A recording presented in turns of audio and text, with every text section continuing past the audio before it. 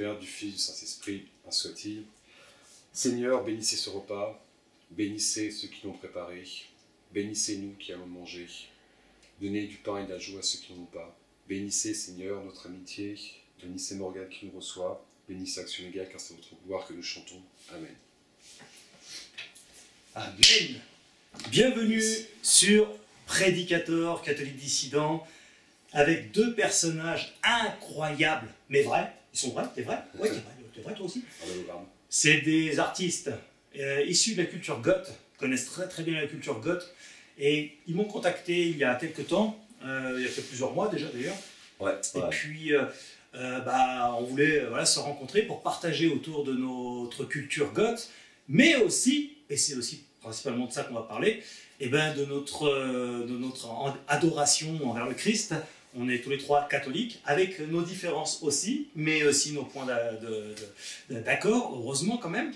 Et donc, je trouvais ça génial qu'ils aient conservé leur culture gothique, et au point même de faire de la musique. Ils ont un groupe, je vous mettrai de toute façon, on va en parler aussi, je vais vous mettre les liens dans la description, comme ça vous pourrez les suivre, vous abonner à leurs chaînes respectives, tout ça. Et voilà. Donc, on like, et on s'abonne, et on clique sur la cloche pour recevoir les notifications, évidemment. Hein, c'est vrai. Ah, clairement. Bah, bien sûr, c'est vrai. Bah, alors. Je crois que c'est le 11e commandement. Ouais. C'est le 11e commandement, d'ailleurs. Abonne-toi à Prédicateur, exact. Comment tu t'appelles, qui es-tu, quand, pourquoi, comment, je veux tout savoir sur toi, et moi je vais manger en attendant que tu parles. Axel, voilà, donc chanteur, parolier d'Action Égale, donc avec mon comparse à côté. Merci. Et voilà, Guillaume. Moi c'est Guillaume, donc compositeur de l'électro, de la partie électro de Action Méga, et je crois que c'est à peu près tout. C'est déjà bien. Ça, c'est déjà pas mal. C'est déjà pas mal, on va le compositeur de la musique, et donc Axel s'occupe des paroles, et il m'arrive de chanter aussi un petit peu en même temps que lui. Alors, vous êtes issu de la culture, de la culture goth, donc, alors, chacun répond comme il veut. Qu'est-ce que déjà, pour ceux qui ne connaissent pas la culture gothique? Vaste question. Vaste question. Je te laisse répondre. Démerde-toi avec ça. C'est super dur. C'est dur de donner une définition. En fait, moi personnellement, ce qui m'intéresse dans ce culture-là, c'est vraiment la musique en tant que telle. Parce que comme on en a parlé tout à l'heure, elle est vraiment très variée. Ouais. Ça vient du punk, après ça dérive sur des trucs comme l'électro, sur le rock, sur des trucs médiévaux qui n'ont rien à voir. Et j'aime vraiment cette variété qu'il y a dans cette musique. Et après, je suis peut-être moins fan des films, ou genre les trucs de vampires, les trucs comme ça m'attire un peu moins, je suis moins à même d'en parler. Donc moi, ce qui m'intéresse vraiment, c'est vraiment la musique. Et un peu les soirées aussi, ouais. mais beaucoup moins le visuel, c'est vachement moins mon truc par contre. D'accord. Après t'as quand même des tatouages, t'es un peu goth. Ouais, mais après je pense que je suis plus influencé visuellement par les trucs peut-être plus comme le glam, tu vois, ouais, le glam rock, les trucs comme ça, que par le goth en soi, quoi. Ouais. Après s'il y a quand même un autre élément de la culture gothique qui m'intéresse, c'est quand même la littérature du 19e et du 18e.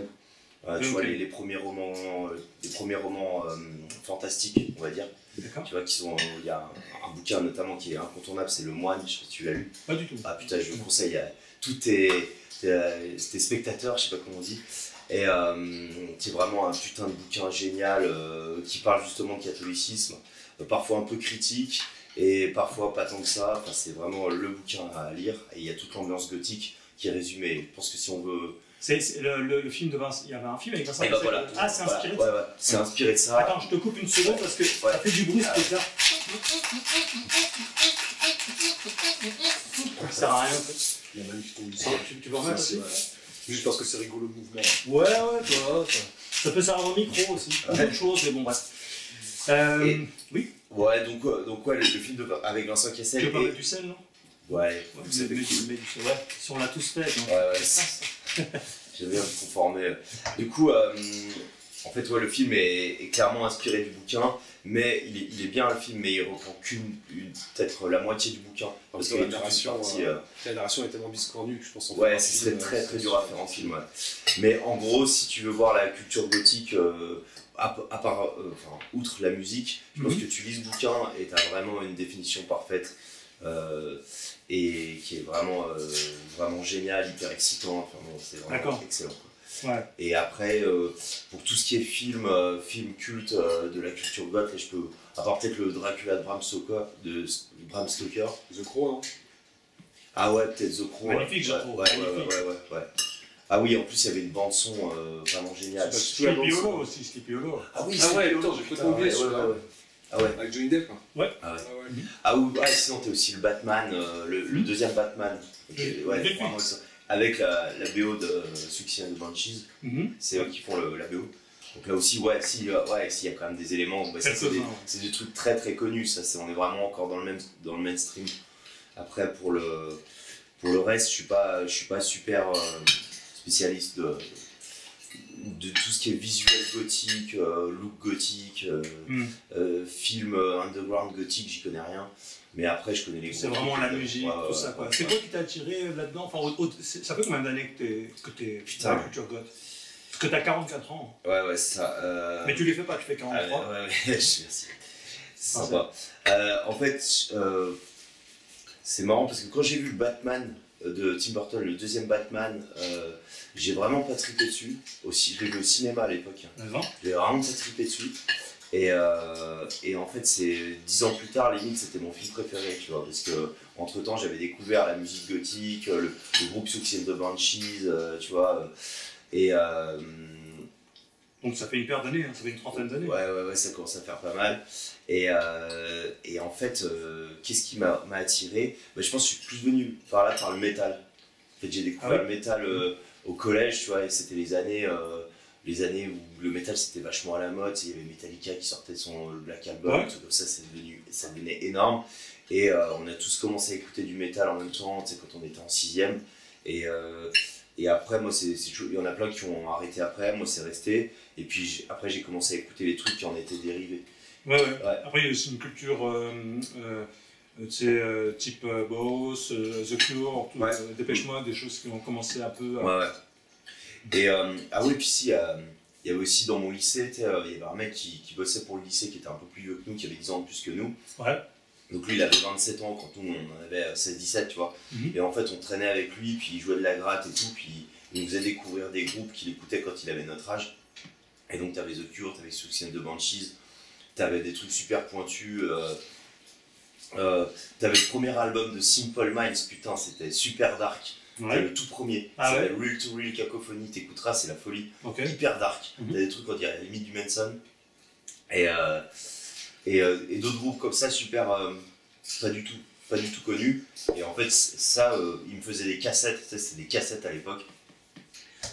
Des cassettes compiles. Oh les vieux! Et que tu rembobinais avec le putain de crayon. Tu vois. Et en fait, c'est les compiles qui m'ont vraiment mis dedans. Là, pour le coup, là, je me rappelle. Tu vois, tu me poses la question et là, je me rappelle. C'était à peu près en 96, 97. Et après, qu'est-ce qu'on a eu? Évidemment, le putain de reportage, c'est quoi, Envoyé spécial? Oui, avec Undercover Slot dedans. Non, c'est après ça. En 98, un truc comme ça. Oui, t'avais Marilyn Manson, t'avais Cradle of Filth, t'avais. J'ai dû le voir. C'était Bernard de la Villardière. T'es sur M6? Ouais. Et plein. Et en fait, il te montrait les soirées goth. Et en fait, où il te disait, oh, regardez, c'est horrible et tout. Et en fait, toi, quand tu vois ça, t'as 17 ans, tu dis, putain, c'est génial, quoi. Tu sais que moi, à l'époque, quand j'étais tout petit, j'avais 14 ans, 15 ans, quand je commençais à rentrer dans la culture goth, on m'avait dit qu'il y avait des orgies, des sacrifices dans les soirées goth. C'était des trucs Monson avec les. Quand je suis arrivé, il n'y avait rien de tout ça, c'était l'opposé, je voyais que des gens tout à fait pacifiques qui dansaient, puis c'est tout. Voilà. J'étais ado, tu avais la légende sur Marilyn Manson. Qui lançait des poussins, qui écrasait des poussins sur scène, ou pareil, qui avait des orgies sur scène. C'était pas exactement. Quelque part, ça lui a été utile. Mais moi, c'est comme ça que je me suis mis à écouter Manson quand j'étais au collège. C'est parce que je pensais que c'est un truc vraiment fou. T'aimes bien Marilyn Manson, toi? Ça dépend quoi. Mechanicos Animals, je pense que c'est vraiment un de mes albums préférés, tout confondu vraiment. Ce qu'il a fait après, j'aime moins quand même. Et j'ai beaucoup aimé The Pale Emperor, celui qui a sorti qui est un peu. Je suis pas du tout Monson, donc je connais pas du tout. Mais, il y a presque un peu, pas country, mais plus folk. ouais. C'est en quelle année qu'il est sorti? Peut-être 2015, on sait là, je pense. Ouais. Mais, Et toi, comment t'es entré dans l'ant? Ben en fait, je crois que j'ai pas vraiment commencé par le goth, parce que je m'en souviens quand au tout début, j'ai commencé à écouter du rock en 5e. Je crois que c'était pour essayer de me rapprocher d'une meuf. Ouais, Ça a commencé comme ça. Ouais. En fait, je crois que je m'en souviens très bien, on avait que du CDI, c'était en 5e. Putain. Et on me demandait, il y a une fille de ma classe qui me demandait ce que j'écoutais comme musique, et elle, je savais qu'elle savait plutôt le rock. Je fais, j'écoute du rock, évidemment. Évidemment, Alors, pas vraiment, et du coup, je me suis mis à côté comme ça. Je pense que c'est commencé par une compil, je crois que c'est une compil énergie où il y avait du Monster, Rammstein dessus, c'est commencé comme ça. En fait, c'était plutôt, quand même plutôt métal. Il y a combien de temps de ça? Du coup, attends, en toi t'as 31, ouais. 31, mais tu fais pas, tu fais 30. Merci, ouais. D'habitude, ça me dit plus, mais. Non, mais c'est sincère. Merci. Ça me fait vraiment plaisir et ça vient du cœur. Le mec, il a le sentiment de te faire vraiment un compliment de ouf. Je sais plus c'était quand du coup, attends, parce que 5e, t'as quoi? T'as 12 ans, ça devait être en 2004, je pense, dans ce là. Okay. Et en fait, je me souviens très bien à l'époque, il y avait un ami de moi qui m'avait passé une compil non, c'était mon entraîneur de rugby qui m'avait passé une compil de Dépêche Mode, parce qu'en fait, la porte d'entrée parfaite pour le goth en fait. Ouais. Et j'ai écouté, je me suis dit, mais c'est quoi ce truc? C'est super mou. Ouais, c'est parce que t'imagines. Ouais, j'ai plutôt fait une gradation dans le métal violent, on va dire, jusque vers ma 3e, vers ma terminale. Alors du black, du death? Ouais, black metal, ouais, donc à fond black metal et tout.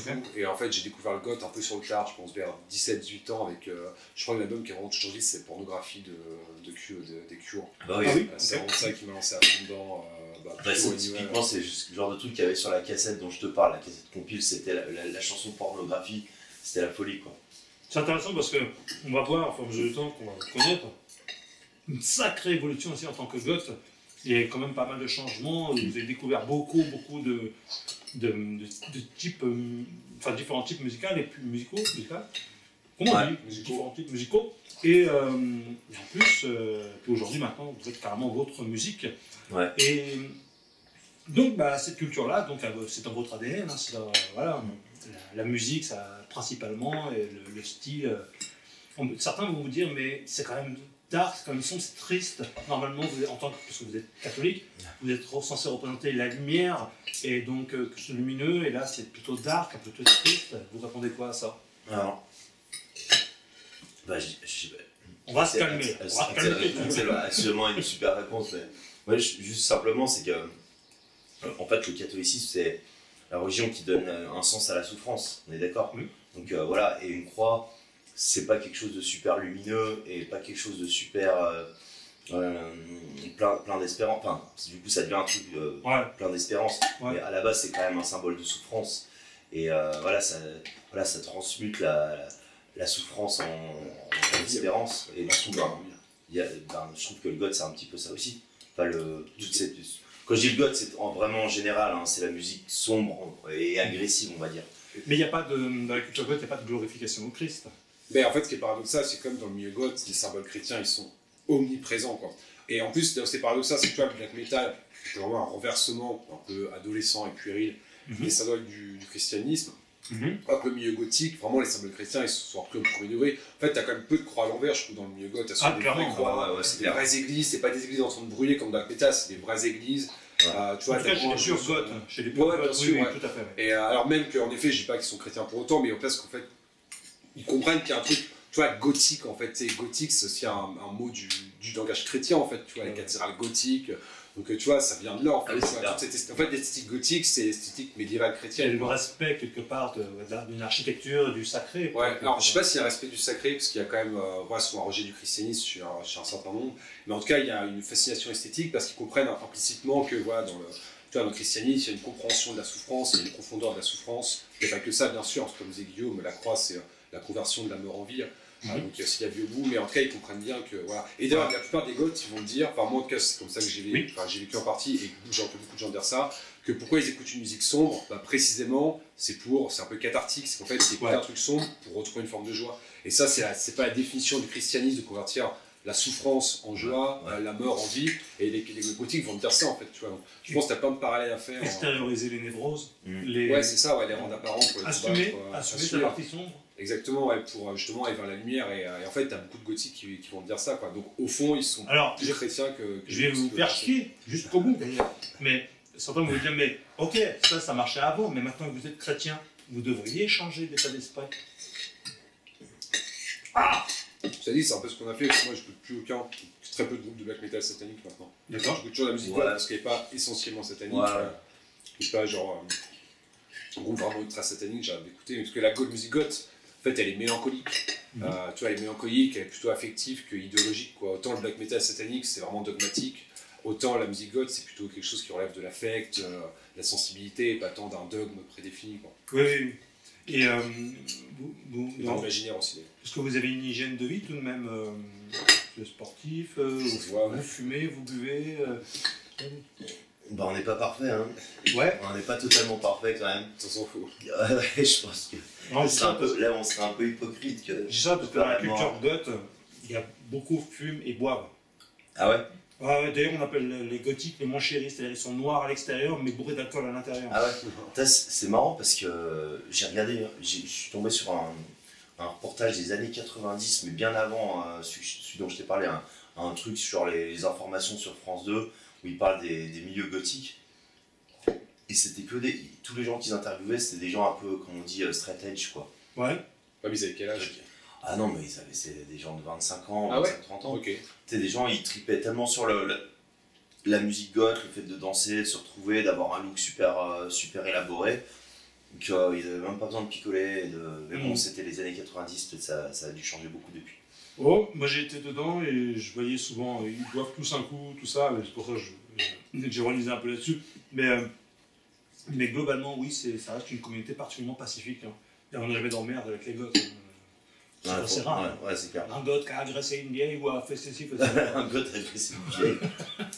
Ouais, parce que c'est rarement des émotions violentes qui cherchent à canaliser par la musique. C'est plutôt la mélancolie, comme ça, qui par définition est l'inverse de la violence, quoi. Après, t'as peut-être des trucs aux États-Unis avec les fans de Marilyn Manson, mais bon, tu diras que c'est pas du goth, mais c'est pas. Il y a une influence goth, oui, mais c'est vrai qu'après c'est vaste la culture goth, donc ça se résume pas à Marilyn Manson. Oui, bien sûr. Mais en général, les gamins, ils entrent via Marilyn Manson. Oui, c'est sûr. C'est sûr. Il faut bien débuter. C'est quand même le truc. Et en parlant de débuter, voilà, donc ça permet d'un peu mieux cerner la culture goth à travers vos paroles et votre sensibilité. Et vous avez donc, au bout d'un moment, il y a le Seigneur qui commence à s'en mêler dans cette histoire, mine de rien. Et tu rigoles, mais l'heure est grave. Je sais pas pourquoi il prend un tour solennité inquiétant, le mec. Il rira bien qu'il rira le dernier. Voilà. Donc, tiens, commence. Qu'est-ce qui s'est passé à un moment donné dans ta vie? Tu as eu des événements qui ont fait que tu as envie de t'intéresser au Christ, tout ça? Bah ouais, en fait quand j'étais gamin, j'ai été baptisé, je fais mon catéchisme, première et deuxième communion, mais vraiment sans, vraiment, dès que je me suis posé la question de si j'y croyais, en fait, je me suis dit que j'y croyais pas, quoi. Donc je suis pas vers ma 6e, grosso modo, enfin, peut-être un peu plus tard, mais quand je me suis vraiment posé la question, je me suis dit que j'y croyais pas. Ma mère est croyante, mais on n'allait jamais à la messe, tu vois, il n'y a aucun des rites ou des habitus chrétiens qui étaient respectés, donc j'ai pas vraiment grandi dans un milieu vraiment fervent. Donc dès que j'ai pris mon autonomie intellectuelle, je me suis vraiment rebellé contre ça, ce qui en plus coïncidé avec ma découverte du métal, etc. Puis après le black metal. Donc j'ai vraiment eu une radicalisation même anti-chrétienne jusqu'à mes 20 ans à peu près. Et tu faisais quoi en tant que... Rien, franchement, rien. Je portais une croix à l'envers en plastique et je faisais le malin donc non, je faisais vraiment rien. Je pense que tu as dû effrayer au moins 3 vieilles dans la ville. Ouais, puis encore, c'est juste parce que j'ai pas dû me laver que je devais pas sentir bon, mais c'était pas à cause de mon t-shirt. Dark Funeral. Je m'en souviens, anecdote très drôle. Monsieur Jodon, vous êtes philosophie, si par hasard vous voyez cette vidéo, merci de m'avoir remis ce jour-là parce que c'était vraiment ce qu'il fallait faire. J'étais en terminale, j'étais persuadé que j'étais vraiment dans une ville de racaille, donc j'étais persuadé qu'il fallait que je monte mon côté dark et tout pour me faire respecter. J'avais un t-shirt Dark Funeral, qui est un groupe de black metal prétendument satanique, c'est un peu les manoirs du black metal, quoi. Avec marqué derrière I am Satan, tu sais, dans le dos, quoi. Donc j'arrive tout fier au lycée, et là il y a mon prof de philo qui est son prof génial, qui me voit passer, qui éclate de rire. Pourtant je sais que j'étais son meilleur élève, enfin, il éclate de rire et il fait c'est même pas vrai. Hein. Ouais. Je fais, qu'est-ce que tu réponds à ça en fait? C'est vrai, c'est une humiliation totale. Alors tu te dis, oula, tu vas pas mettre ça au lycée, hein, c'est dangereux. Hein. Putain, c'est... Ah, c'est le mec, après, tu m'avais dit tout à l'heure, tu as enfermé dans ta cave et que tu as violé. Exactement, ça, exactement. Alors du coup, j'ai vraiment une radicalisation anti-chrétienne, je l'avais 20 ans. Et après, en fait, grâce à la philosophie, notamment grâce à l'étude de Platon, quand j'étais en prépa, quoi, c'est vraiment, voilà, Platon m'a vraiment appris à voir qu'il y a une transcendance, et à voir en fait qu'il y a une transcendance et qu'il y a aussi... qui a un accès en fait intellectuel à la transcendance et spirituel et pas voilà, et donc ça m'a vraiment en fait appris à voir la transcendance, à aimer la lumière à nouveau, et en fait après c'était un cheminement donc à travers la philosophie, ouais, à travers la philosophie, spiritualisé. Bah ouais, comme Saint-Augustin en fait, ça a vraiment commencé par la philosophie. Et en fait j'étais vraiment sympathisant du christianisme, j'ai entre mes 20 et 25 ans, j'étais vraiment de plus en plus sympathisant, et tous mes amis me disaient oui mais Axel en fait t'es chrétien, et en fait moi je dis ouais, j'ai pas l'impression d'être chrétien parce que je crois en Dieu. Enfin, je pense que Dieu existe d'un point de vue intellectuel, mais je pense pas que le Christ soit le fils de Dieu incarné, mort pour nos péchés. Je crois pas dans toute la théologie. En fait, tu étais gnostique. Tu croyais à une puissance créatrice. J'étais pas gnostique dans le sens précis d'agnostique, je pensais pas qu'il y ait besoin d'une science cachée pour sauver l'homme. Je dirais plutôt que j'étais théiste.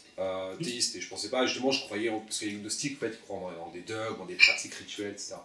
Et en fait, à mes 25 ans, voilà, en fait, j'ai compris que j'étais vraiment chrétien, j'ai accepté le Christ, et voilà, enfin, je le fais court, mais voilà, c'était comme ça, quoi. Donc, mais il y a eu un événement, quand même, un truc déclencheur, pour que tu t'intéresses à Jésus précisément. Bah, comme je te disais, en fait, tous mes amis me disaient, enfin, tous mes amis, c'est pas comme si non plus. Ouais, mais certains amis me disaient vraiment... Des milliers d'amis. Ouais, mes milliards, je reçois des mails tous les jours. Convertis-toi. Non, mais ils me disaient, ouais, en fait, ça arrive plusieurs fois, ils me disaient, ouais, en fait, t'es chrétien. Et en fait, je disais, non, je pense pas être chrétien pour la raison que je te disais. J'avais même fait une fois un blablacar avec un prêtre de la fraternité Saint-Pudice. Et on avait discuté de ça, quoi. Je lui ai dit la même chose, je ne pense pas Christ incarné. Et je m'en souviens très bien, une fois, c'était une soirée chez un ami, il était 6h du mat, enfin, on était dans un état qui n'était pas super clair. C'était chez Adrien qui se reconnaîtra. Et un ami voilà, qu'on appelait Celtic, qui m'a dit mais en fait t'es chrétien. Et là j'ai dit bah non. Et en fait je suis rentré chez moi et pour la première fois de ma vie, alors j'avais déjà renié Christ des tas de fois avant, enfin j'ai renié sans insulter, mais j'ai juste que je ne l'avais pas envie. Et en fait je rentre chez moi, je me dis mais qu'est-ce que je viens de faire? J'ai renié le Christ. Alors je m'étais jamais posé cette question avant, c'est vraiment pris en fait un sentiment de culpabilité lié vraiment à un malaise profond, quoi. Et vraiment pendant 2 semaines je me suis pas senti bien. Et je m'en souviendrai toujours que ça de me réveiller un jour, d'avoir réfléchi, de me dire en fait si, je pense que le Christ, dont j'ai nié en fait la divinité pendant ces années, je pense que c'est pas simplement un homme, mais je pense vraiment que c'est le fils de Dieu incarné. Subitement comme ça. Bah, encore une fois, c'est une préparation assez longue, parce que c'est quand même des années de réflexion sur le christianisme, d'approfondissement intellectuel 100 fois. Mais disons qu'il y a une expérience, enfin c'était un progrès avec une petite rupture à un moment. Parce que peu de temps avant, tu disais quand même que tu croyais pas que le Christ était... Ouais, c'est ça, ouais. Non mais 2 semaines avant de le... Enfin c'est comme tout, hein, 2 semaines avant de le dire, je pensais pas que... pensais pas. Donc là j'ai eu ce moment de 2 semaines vraiment de doute profond et un peu de malaise. Et à un moment je crois vraiment que le Christ est le fils de Dieu. Et là j'ai vraiment senti que ça... qu'il se passait un truc, quoi. Enfin sans vouloir faire de la mystique à 2 balles, mais j'ai vraiment senti un soulagement. Entre lui et toi, ça matchait, là, il passait du jeu. Ouais, je vois un poids qui s'enlevait en fait. Mon joug est doux, mon joug est doux. Enfin, mon joug est léger, je suis doux de cœur ou d'esprit, je sais plus, mais j'ai vraiment senti ça, la légèreté. T'as eu, comme beaucoup ont, moi-même j'ai eu ces expériences, un signe, un truc fort, un truc, une drôle de coïncidence qui en fait, des fois ce qu'on croit être des coïncidences ou le hasard, en fait c'est Dieu qui se déguise en hasard. Mais tu as eu des événements comme ça, une synchronicité, un truc improbable?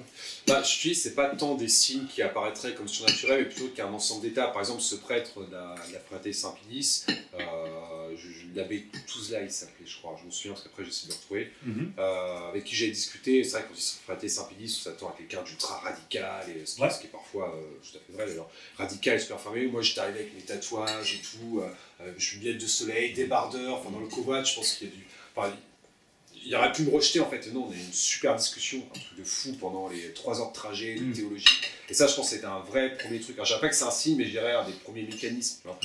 Et voilà, puis après, je te dis, voilà, cette expérience de descendre dans l'abîme, entre guillemets, là, de 2 semaines. Tu vois, c'est plutôt des expériences et des mécanismes plutôt que des signes en fait.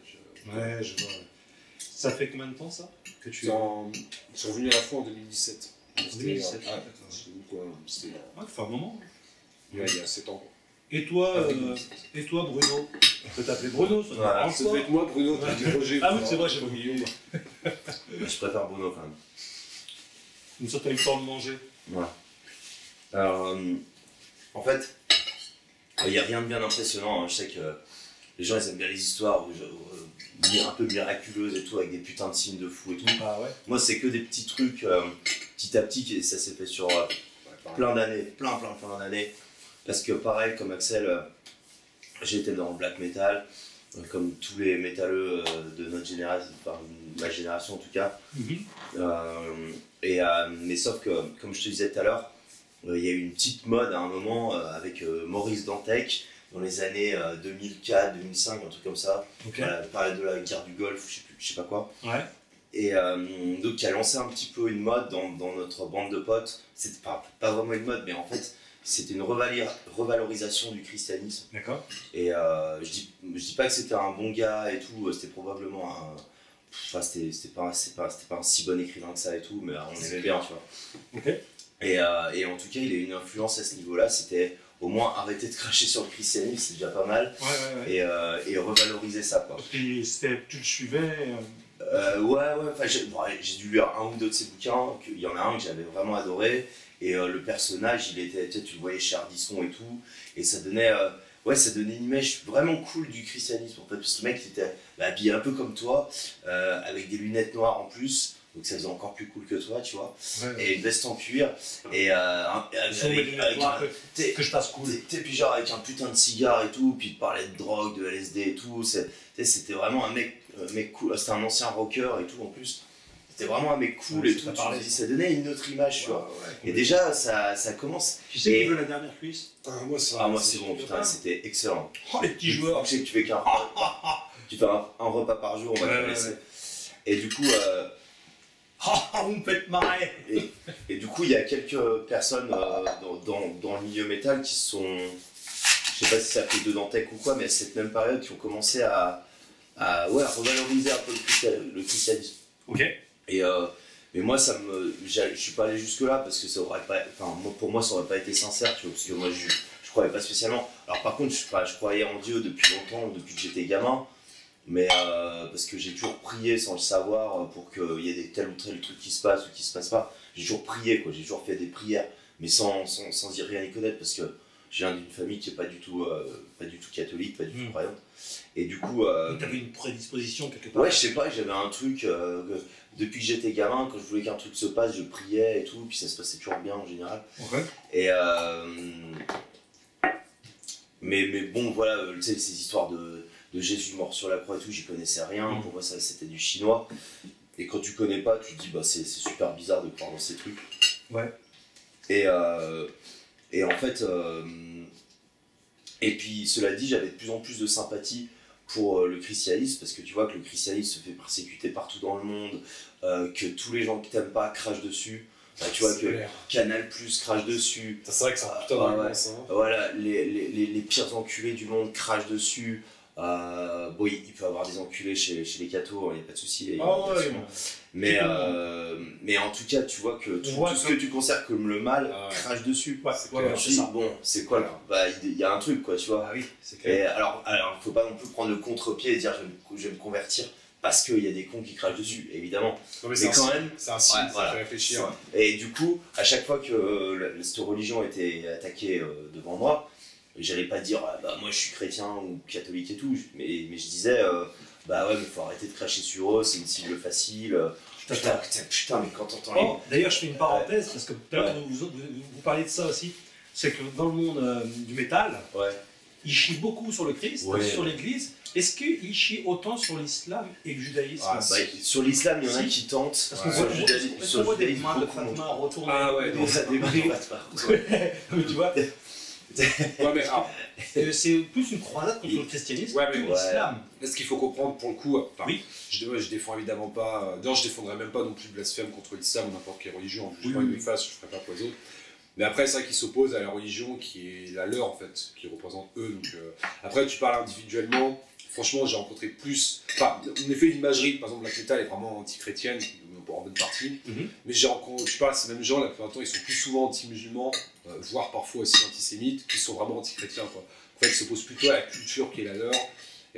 C'est culturel. Ouais, en fait, c'est la culture qui est la leur, quoi. J'imagine que voilà, s'ils grandissent dans un pays islamique, ce serait des symboles peut-être, enfin, j'en sais rien, mais à mon avis, dans un pays musulman, si tu fais ça, si tu sors avec des symboles anti-Christ, enfin, en tout cas irreligieux, je pense pas que ça passe comme en France quand même. Ah non, mais c'est sûr, en France, c'est presque un sport national. Il y en a qui se permettent des choses dans les églises, je me demande s'ils se permettraient les mêmes choses dans les synagogues ou dans les mosquées. Hein, quand tu te mets à danser comme une grosse bip, tu sais, je fais gaffe aux mots parce que la vidéo est censurée.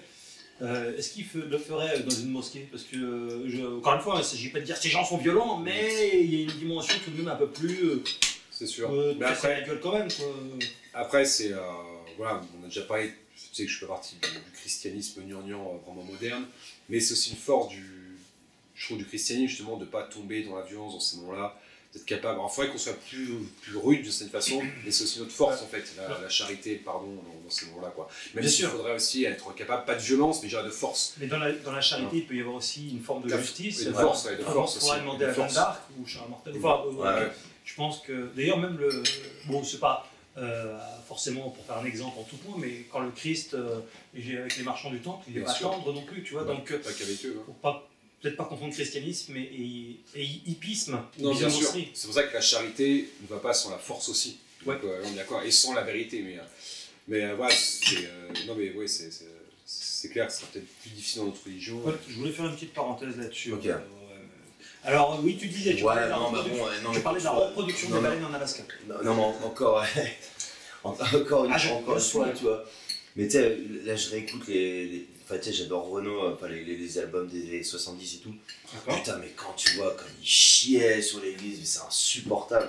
Putain, mais c'est insupportable, quoi. Alors, peut-être que, je sais pas, peut-être que quand il était gamin, il a été élevé à la dure, tu vois, dans un monastère ou je sais pas où, en tout cas, il était traumatisé. Je t'aurais tout de suite faire des classes populaires, Renaud. Ouais, je sais pas, non, mais j'en sais rien, peut-être qu'il en a été génération 68 aussi. Ouais.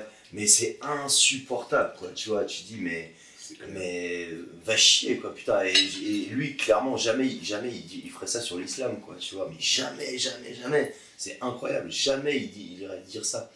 Donc, bon, bref. Et donc, tu vois, tous ces cons insupportables de Canal+, encore maintenant, ils le font, hein, d'ailleurs, Papacito, il en parlait l'autre fois, les mecs qui vont jouer avec une guitare, là, Jésus est pédé ou je sais pas quelle connerie, tu vois, genre t'es pédé. Fais gaffe au mot de t'emploi. Jésus est bip, voilà. Là, pour moi, c'est pas moi qui dis, c'était eux là pour le coup, mais et en fait, tu sais, c'est insupportable de voir ça, et tu dis, mais c'est même pas drôle, en fait, quand tu fais une satire, c'est drôle. Donc là, c'est juste être méchant pour être méchant. Tu me diras, c'est comme les fameuses caricatures. Les caricatures de Mahomet, là, c'est nul. Fait en parler. C'est super moche. Franchement, je pense, connaître un petit peu l'humour, j'en fais beaucoup. Je suis pas forcément le plus drôle, mais je connais. Objectivement, c'est pas drôle du tout. C'est de la merde. C'est nul. En fait, le blasphème, il faut faire une psychologie du blasphémateur. Je suis même pas un peu, la bassesse en fait, qui se trouve derrière. En fait, c'est le plaisir de salir. En fait, c'est le plaisir enfantin de salir sa couche. Quoi. Moi, je suis pas contre même l'humour, justement, face sur le christianisme, sur les religions, je suis pas contre l'humour. Mais là, on sent même que c'est pas de l'humour. C'est le plaisir de faire mal. Et encore une fois, ça marche pour toutes les religions, et voilà, même les caricatures de l'islam. Moi, je trouve pas ça drôle, je trouve pas que c'est quelque chose qu'il faut soutenir. C'est clair. Et tu vois, et ça n'empêche pas d'ailleurs de faire une critique, tu vois, de la religion, il n'y a pas de souci, quoi. Mais vraiment, le blasphème, quelle que soit la religion, c'est vraiment un truc de post-moderne qui perd le sens du sacré. C'est ça, quoi. Et puis, tu vois, nous, il y a eu la parodie des inconnus sur Jésus revient, c'était quand même vraiment méga drôle, tu vois. Ça, c'est objectivement drôle. Même en y repensant maintenant, tu dis, putain, c'était quand même vraiment super inspiré. C'était une époque où Didier Bourdon était encore drôle, avant qu'il nous insulte de... Oui. Je sais Didier Bourbon. Et du coup... putain, c'est pas mal ça. Et du coup, tu compares le sketch de Jésus des inconnus, qui était drôle, à n'importe quelle caricature de Charlie Hebdo, n'importe laquelle. Hein. Non, qui est juste, c'est juste moche et laid et con. Tu vois, eux aussi, hein, ils nous ont insultés d'ailleurs. Hein, pas les chrétiens, mais les gens. Pardon? Ouais. Et ben en plus. Ah ouais. Et puis, ouais, puis ça va toujours dans le bon sens. Enfin bon, c'est l'horreur, quoi. Et bon, bref, tout ça pour dire que quand tu vois tous ces salauds, tu sais, qui crachent sur une religion, une seule, quoi. Jamais sur le judaïsme, jamais sur l'islam, Ouais. jamais. Voilà, tu Tu mets dis. sur le réalisme. Ouais, ouais. Enfin, si, sur l'islam, quand même, ces derniers temps, ils sont un peu lâchés. Surtout, mais c'est surtout pas- dans les shows télé, à la télé. Ouais, Ouais, mais c'est pas le milieu culturel, c'est plus le milieu politico-journalistique. C'est toujours Ouais, le méchant ouais, musulman hystérique qui va tuer tout le monde, enfin, c'est un peu le cliché Ouais, véhiculé, quoi. Évidemment, la majorité des musulmans font pas ça. Et du coup, et puis après, donc, et vraiment, par contre, là on parlait de synchronicité tout à l'heure, ouais, vraiment toute ma vie j'en ai eu. Alors là, j'ai jamais associé ça à Dieu, mais alors vraiment, j'en ai eu plein. Après, peut-être que j'y fais plus gaffe que le Pékin moyen, comme on dit. Mais en fait, peut-être que j'y fais plus attention, mais en tout cas, clairement, j'en ai vraiment eu plein des trucs de fou. Même quand je raconte à Axel, il me dit que lui, il en a pas eu autant et tout, donc je pense que j'en ai eu pas mal, quoi. D'accord. Et donc. Peut-être parce que t'en avais besoin aussi. Ouais, peut-être, ouais. Et donc. Et en fait, l'autre fois, en sortant dans le Bargot, tu vois, dans les années 2013, tu vois, un truc comme ça, j'ai rencontré un pote à moi, enfin un mec qui est devenu un pote à moi, et c'était un militaire, il était avec ses autres potes militaires, et en fait, eux ils se sont convertis à Lourdes peu de temps après, et donc ça a eu une grosse influence sur moi et tout, parce que du coup ils m'ont emmené plusieurs fois à la messe, alors que moi j'y croyais pas, mais j'y allais parce que je voulais voir comment c'était, et que c'était un beau moment, tu vois. C'était pas une messe tradie, mais pour moi je trouve ça vraiment beau. Donc j'y allais avec eux. Et donc là, alors là j'étais encore plus dans la défense du christianisme depuis que je connaissais des gens qui venaient de se convertir et qui étaient vraiment à fond. Et puis tu sais, des militaires, des mecs un peu badass, convertis à Lourdes, tu vois, c'est plutôt cool, quoi, tu vois.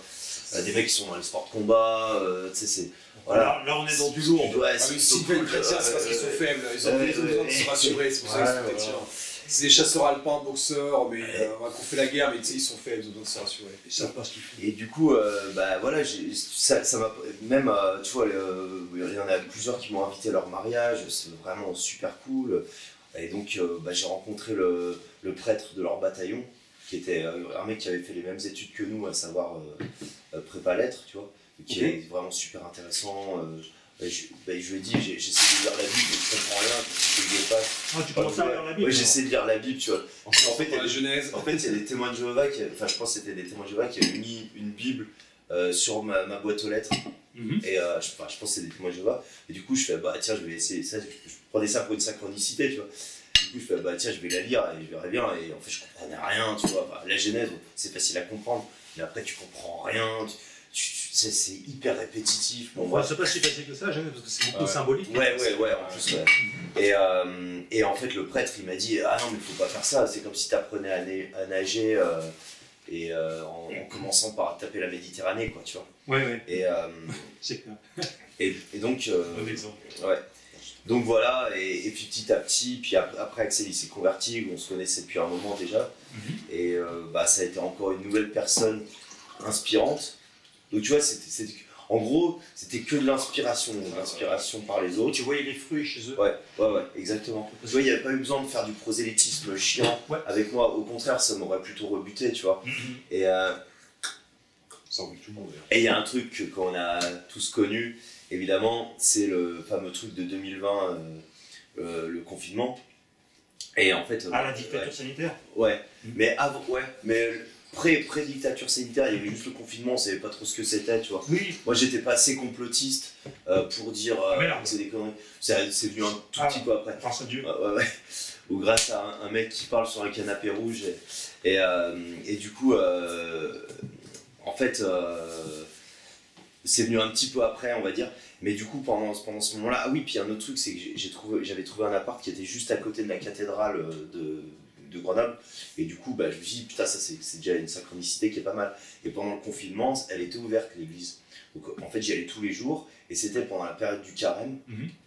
Et donc je me suis dit tiens, je vais pouvoir faire le carême. Donc pendant toute cette période, j'ai fait une seule privation, j'ai pas bu du tout d'alcool, alors que tous les potes faisaient des apéros en visio, tu vois. Et moi, moi je faisais le visio avec eux, mais je picolais pas, je me dis je vais m'y tenir et tout. Et c'était facile de s'y tenir parce qu'il n'y avait pas de bar ouvert de toute façon. Et, et tous les jours j'allais donc à l'église et en fait je priais pour je veux pas rentrer dans la sensiblerie et tout. En fait, il y avait une cliente à moi qui avait une fille qui était à l'article de la mort, quoi, un truc vraiment hardcore. Et en plus c'était une période où si elle chopait le Covid, elle pouvait vraiment crever, quoi, tu vois. Enfin, selon elle, en tout cas. Et en fait, et du coup, j'allais prier tous les jours pour elle dans l'église. Okay. Sans qu'on m'y incite, tu vois. Je me dis, tiens, l'église est ouverte. Et du coup, je voyais la croix et tout, et ça me faisait vraiment quelque chose là, pour la première fois. Et puis après, quand il y a eu la fameuse dictature sanitaire, et avec toutes ces merdes qui s'en sont suivies, toutes ces figures démoniaques, tu vois, on parlait de Laurent Alexandre tout à l'heure, voilà, Laurent Alexandre, tous ces petits démons, tu vois, Castex, putain, il y a qui d'autre comme connard encore, bon bref, il y en a plein d'autres, tu sais, tous ces démons qui émergeaient, qui nous crachaient à la gueule à la télé, qui instauraient, et c'était mondial, hein. C'était mondial, t'avais Fauci là, aux États-Unis, t'avais que des mecs comme ça. Après, t'as eu Biden et tout, enfin l'horreur et tout absolu. Et Trudeau. Ouais, Trudeau, oh, putain, ignoble. Et en Autriche, ils en avaient des pas mal aussi. Et en fait, tous ces démons, voilà, c'était vraiment des figures démoniaques. C'est l'habitude en Autriche. Et en fait, ça m'a vraiment. Et là, je me suis dit, putain, faut vraiment aller dans le camp du bien, parce que là, le camp du mal, il est en train il est bien défini, quoi, si tu veux. Et là, tout c'est bien défini. Et quand je voyais la haine de ces gens contre les gens qui portaient pas de masque ou qui allaient pas forcément. Voilà. Et tu te dis, putain, il y a vraiment quelque chose de evil, quoi, comme on dit. Et là, on n'est pas dans le black metal, c'est le vrai evil, tu vois. Et toi, tu as mis une dimension spirituelle. Ah ouais, totalement. Ouais. Parce que c'était le truc déshumanisant. C'est hyper déshumanisant. Tu vois, tous les gamins masqués étaient en cours, dans la classe et tout. Enfin, moi, je les ai pas vus, mais tu vois, dans les cours d'école, les gamins masqués, ils les obligeaient à faire les cours de sport avec le masque ou je sais pas quoi, enfin vraiment l'horreur. Et puis tu sais, et puis tu sais, à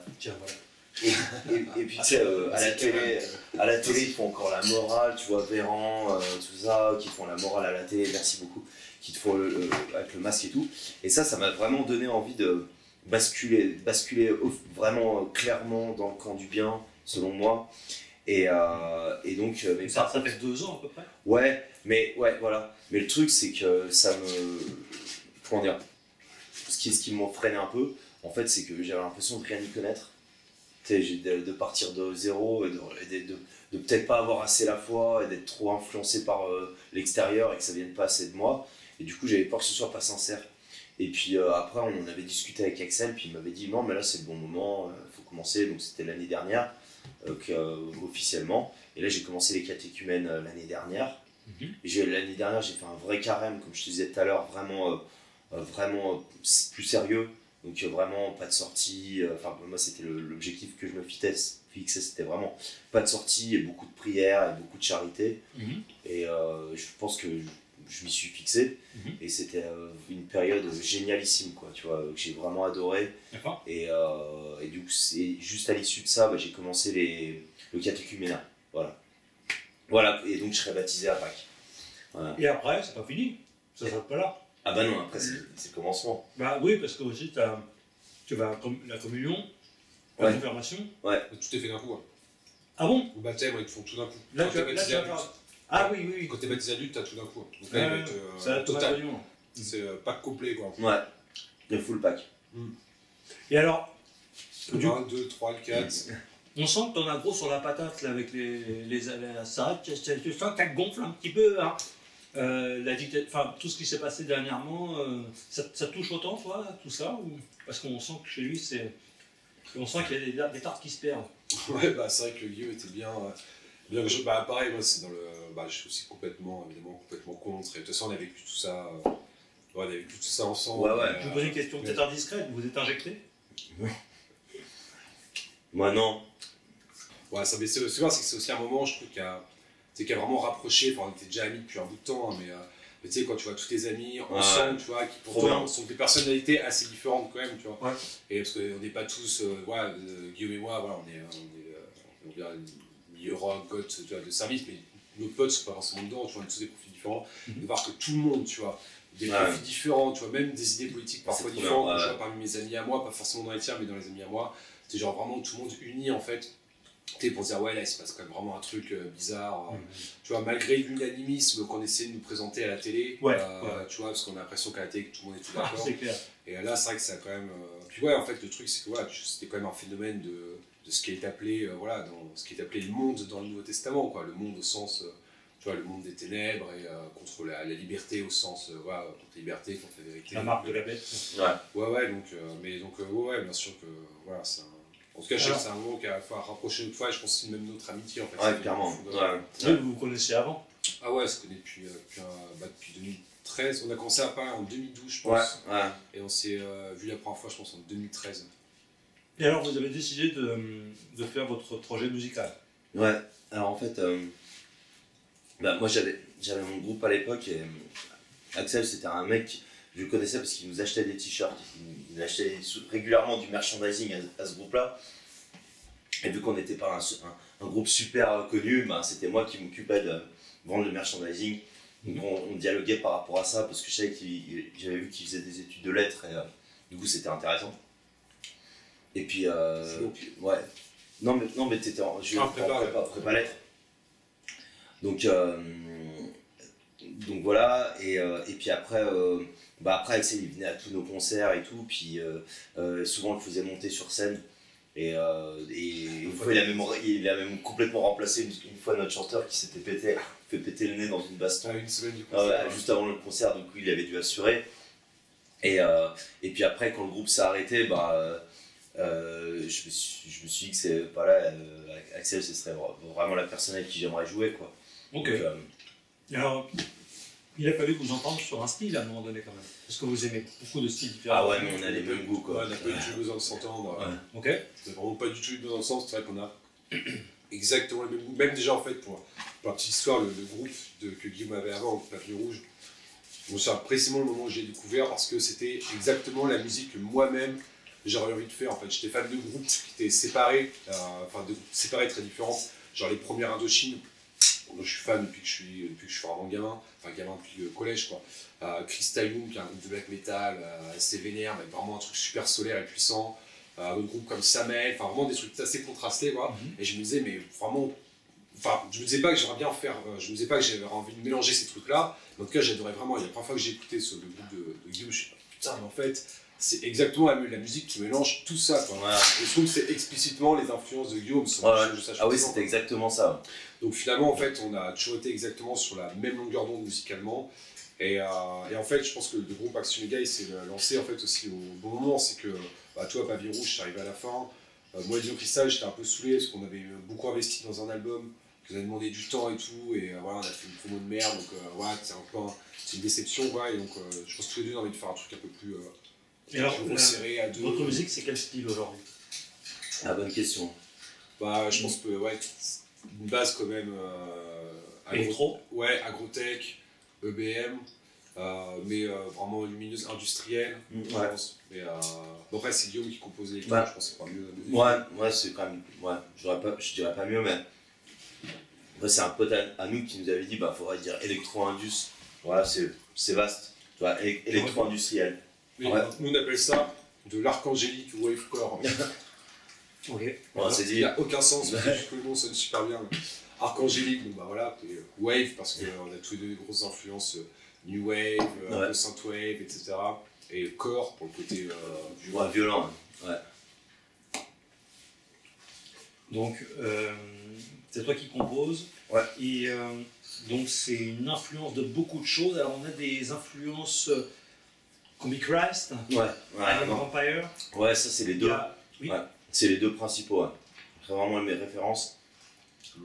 Parce que. Avec Patrick Sébastien, le côté festif. Évidemment. En fait, c'est vraiment mes références parce que c'est dans ce milieu-là, pour moi, c'est les deux plus couilleux, quoi. Ouais, c'est clair. C'est vraiment couillu, quoi. Enfin, Combi Chris, c'est vraiment hyper couillu. C'est pas toujours très bien, parce que des fois, c'est un peu répétitif. C'est pas toujours très inspiré, je trouve. Ils ont signé sur un gros label, je crois, Universal, Ouais. Comme ça. Du coup, Ah ouais, Non. c'est pas Universal. Non, je pense que c'est au max sur Nuclear Blast, je pense. Ah, d'accord. Ah, mais c'est aussi un tournant métal. Ouais, ils avaient signé chez une grosse compagnie Ah ouais. à un moment donné, mais il y a longtemps, je parle de ça il y a au moins une vingtaine d'années. Parce que moi j'avais découvert Combi Christ, c'était du noise, just noise. Donc ça n'a rien à voir avec ce que c'est aujourd'hui. C'est le premier album. J'ai des projets tout de suite après d'ailleurs. Et bah oui, c'est ça. Et que j'avais bien aimé. Et après, tout le reste, c'est un autre groupe qui est venu après. Hein. Carrément. Ouais. En fait, il y a juste le mec. Il y a juste le mec, l'instigateur du projet qui est resté. Ouais. C'est le chanteur. Et après, il a refondé d'ailleurs plusieurs fois différents. Je crois que sur les albums, c'est pas toujours le même groupe qui joue derrière. Alors, dans vos musiques, du coup, ça parle de quoi? Globalement. Ah bah là, il faut demander à Axel, mais de manière générale, c'est tout le temps autour du catholicisme. Ouais. Enfin, même pas autour. C'est des gros-cathos. En plein dedans. Bah, En fait, aussi un autre point commun, ce qui fait que ça marche aussi bien et que c'est naturel de jouer ensemble après toutes ces années, c'est que voilà, on a tous les deux les mêmes aspirations, que ce soit artistiques ou même existentielles, en fait, à quelque chose d'absolu, de lumineux, en même temps pas le lumineux New Age, en fait, le lumineux martial, quoi, vraiment division de blindés dans le cosmos, vraiment un truc à la fois martial, lumineux, sans pour autant que ce soit forcément quelque chose de violent au sens négatif du terme, quoi. Et aussi en même temps avec une fascination pour les questions de la pureté, de l'extase. Et voilà, du coup, c'est des thèmes qui se retrouvent et en fait qui sont naturellement fondés dans notre catholicisme, parce qu'évidemment, c'est des thèmes naturels. Enfin, voilà, l'extase, on ne prétend pas être des saint-Jean de la Croix ou des mystiques, mais en tout cas, c'est un thème qui nous fascine. Et la question de l'absolu, la question de la lumière, de la vérité. Et donc, en fait, je pense que Action Méga, c'est vraiment la catholicisation des thèmes qu'on abordait déjà chacun dans nos groupes respectifs d'avant. C'est vraiment ça. C'est la même chose, mais simplement, c'est les mêmes thèmes, mais il y a un visage dessus maintenant. C'est clair. C'est un peu ovniesque dans la sphère catho. Même dans la sphère électro. Je pense. C'est partout. Je dis peut-être une connerie, mais je pense qu'on est vraiment les seuls au monde à faire ça. Enfin, j'aime penser que c'est le cas, quoi, tu vois. En tout cas, il n'y en a pas beaucoup. En tout cas, à la limite, si on n'est pas le seul, on sera content, comme ça, peut-être qu'on pourra jouer avec d'autres groupes si on fait des lives un jour, tu vois. Et justement, vous produisez Non, le répertoire n'est pas encore assez étendu. Et puis, Axel, il fait sa thèse et tout en ce moment, on n'a pas trop le temps de... C'est pas le moment idéal pour répéter, quoi. Mais comment s'appelle le duo? Action Méga.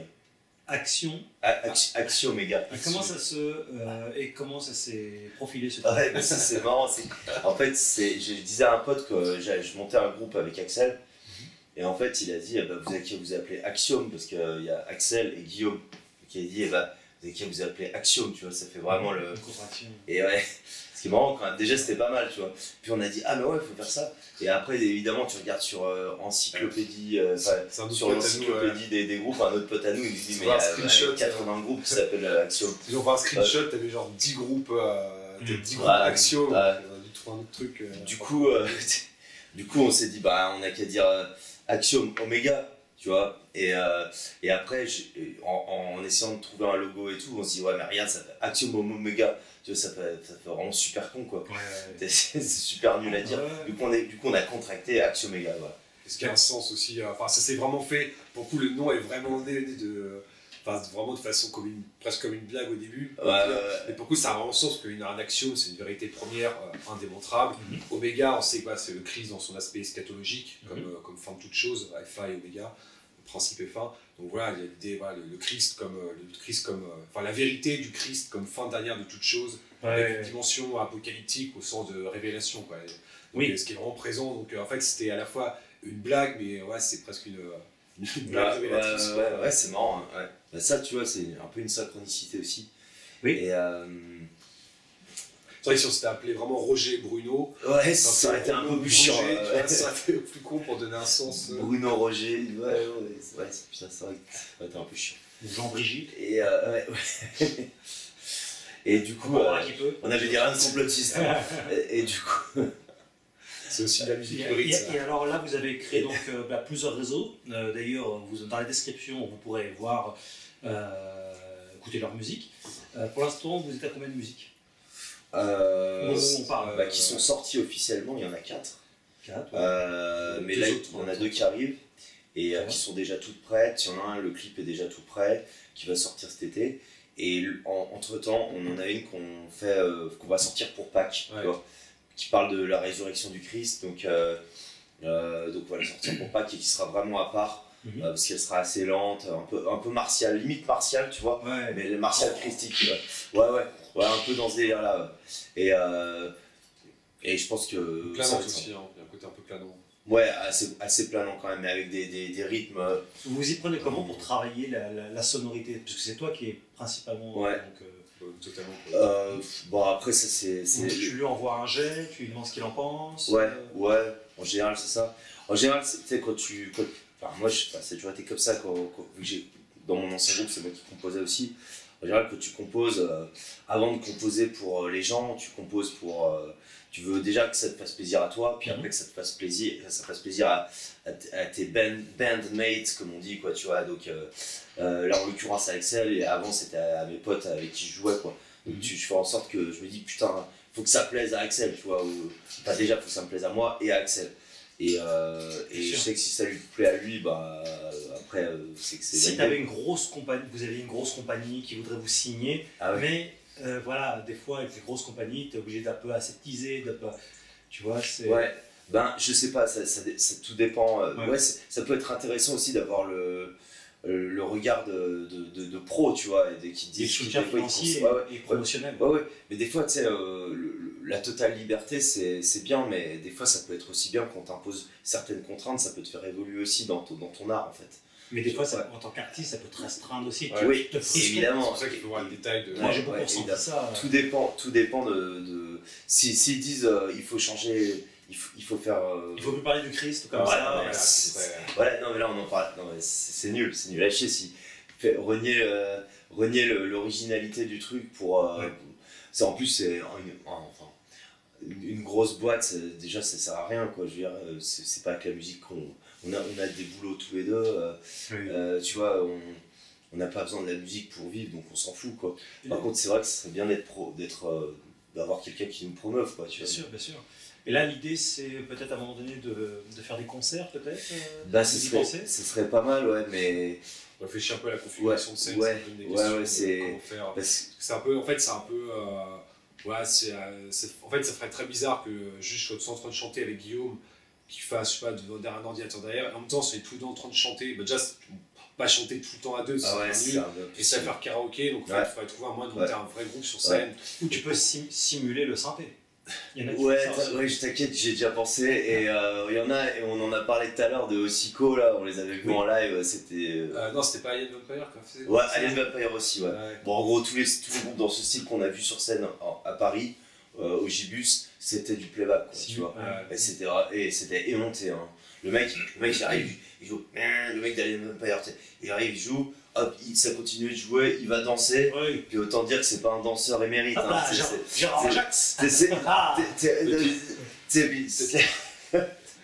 Non mais tu vois, en fait il va danser, donc là tu dis peut-être que le mec il avait préparé une chorégraphie ou un truc comme ça, pas du tout, hein. Ça on dirait juste un pauvre italien en train de danser dans une boîte de nuit qui essaye de s'amuser, qui essaye de s'intégrer dans un groupe en dansant, tu vois.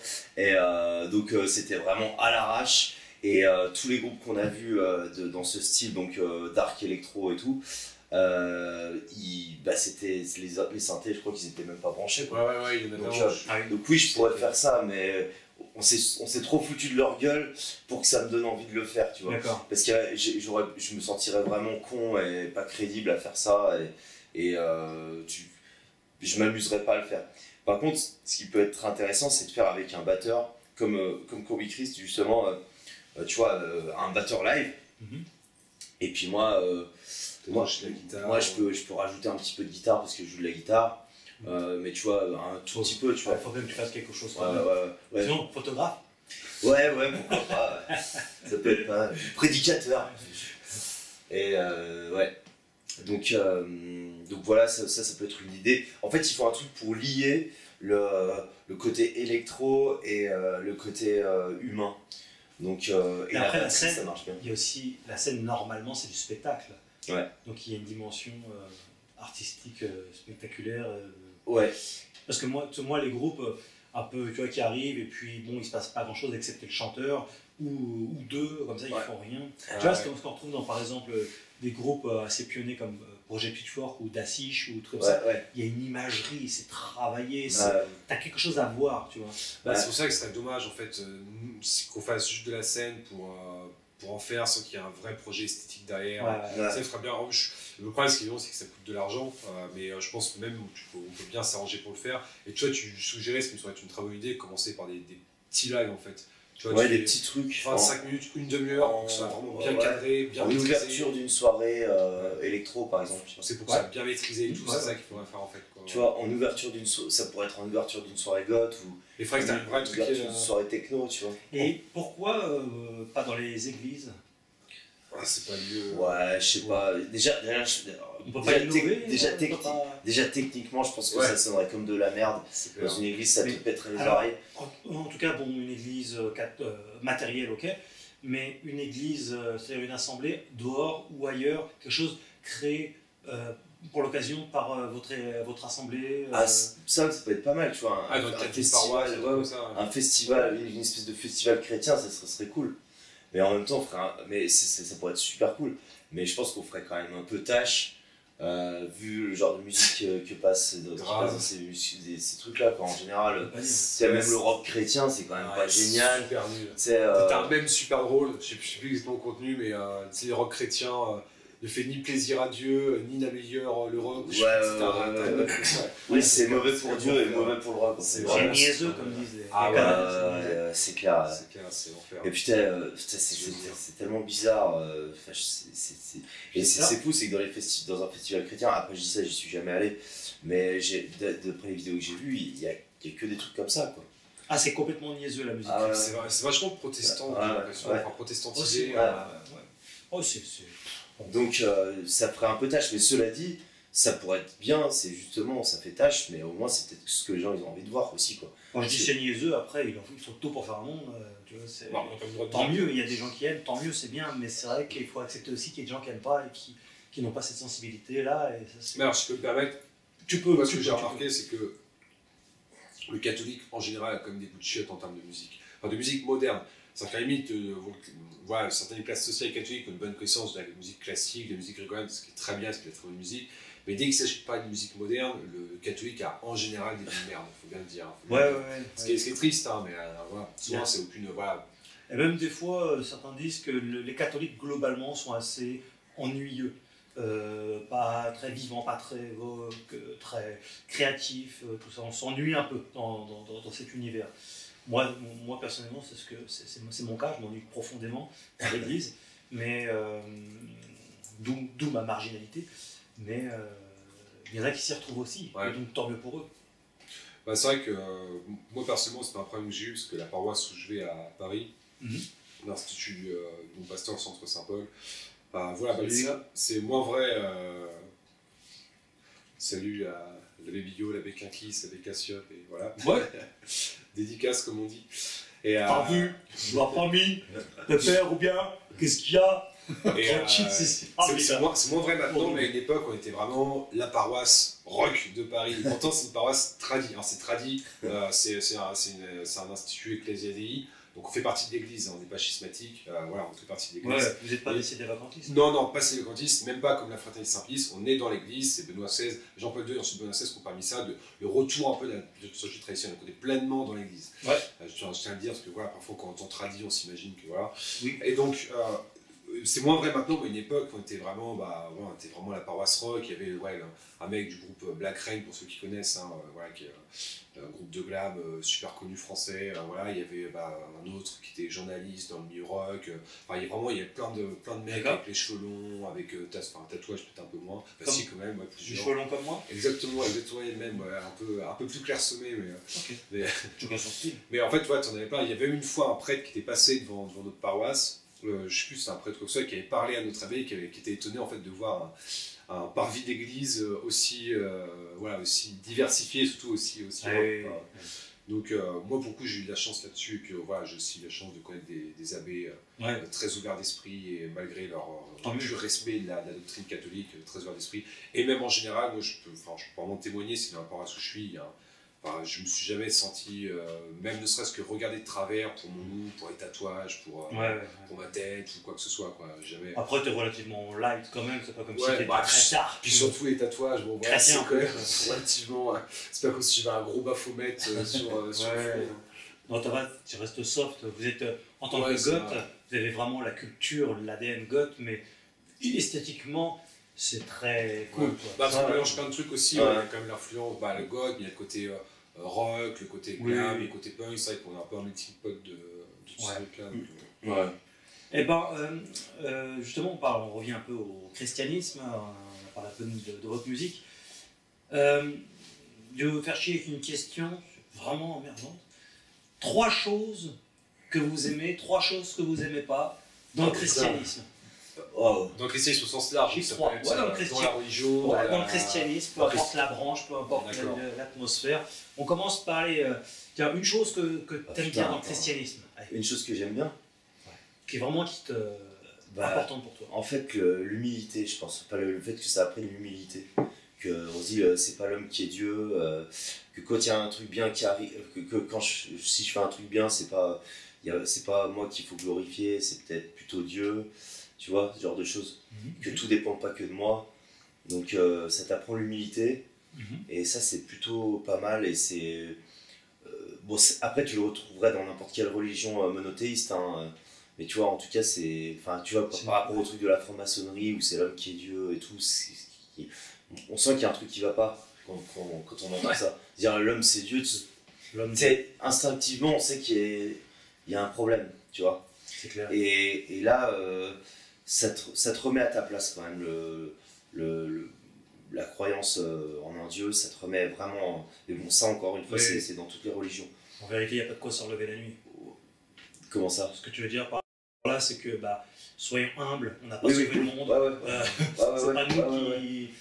Voilà. Et ça, c'est vraiment un truc positif. Et on est tous plus ou moins à différents degrés pécheurs dans le fond, en vérité. Voilà, on fait juste ce qu'on peut. Et puis tiens, tant que j'y pense, le deuxième, il y a évidemment la charité, même si c'est vraiment pas facile.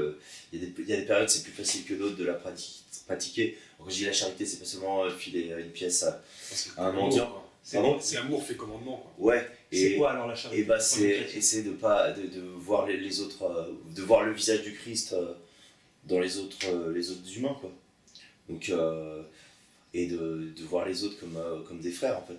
Et c'est hyper dur, même les ennemis. Et c'est hyper dur, c'est hyper dur. Moi je dis pas que j'y arrive, mais c'est hyper intéressant. C'est pour ça que le christianisme ne peut pas être simplement revanchard. Tu vois, ne peut pas simplement être chrétien et pour être contre. Tu vois, on en parlait tout à l'heure, mais le christianisme identitaire en sens où je deviens chrétien parce que je vais m'opposer à machin.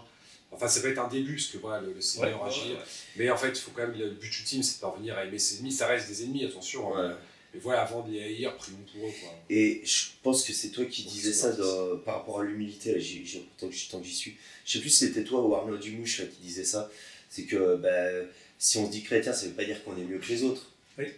Mais par contre, ça veut dire qu'on essaye si on est chrétien, ça veut dire qu'on essaye de devenir un meilleur et on lutte, tu vois, on lutte contre le péché, on lutte contre le mal, on lutte contre. Voilà. Ça veut pas dire qu'on est toujours victorieux et qu'on y arrive et qu'on est meilleur que les autres. Oui, c'est ce que je disais. Parce qu'il y en a qui diront le contraire des chrétiens. Ils vont dire non, moi je suis chrétien maintenant, je picole plus, je fais plus ci, je fais plus ça, et je suis meilleur que tout le monde. Ils deviennent donneurs de leçons, ils condamnent tout le monde du coup. Bon, c'est rarement en tout cas, moi j'en ai rarement vu chez les catholiques.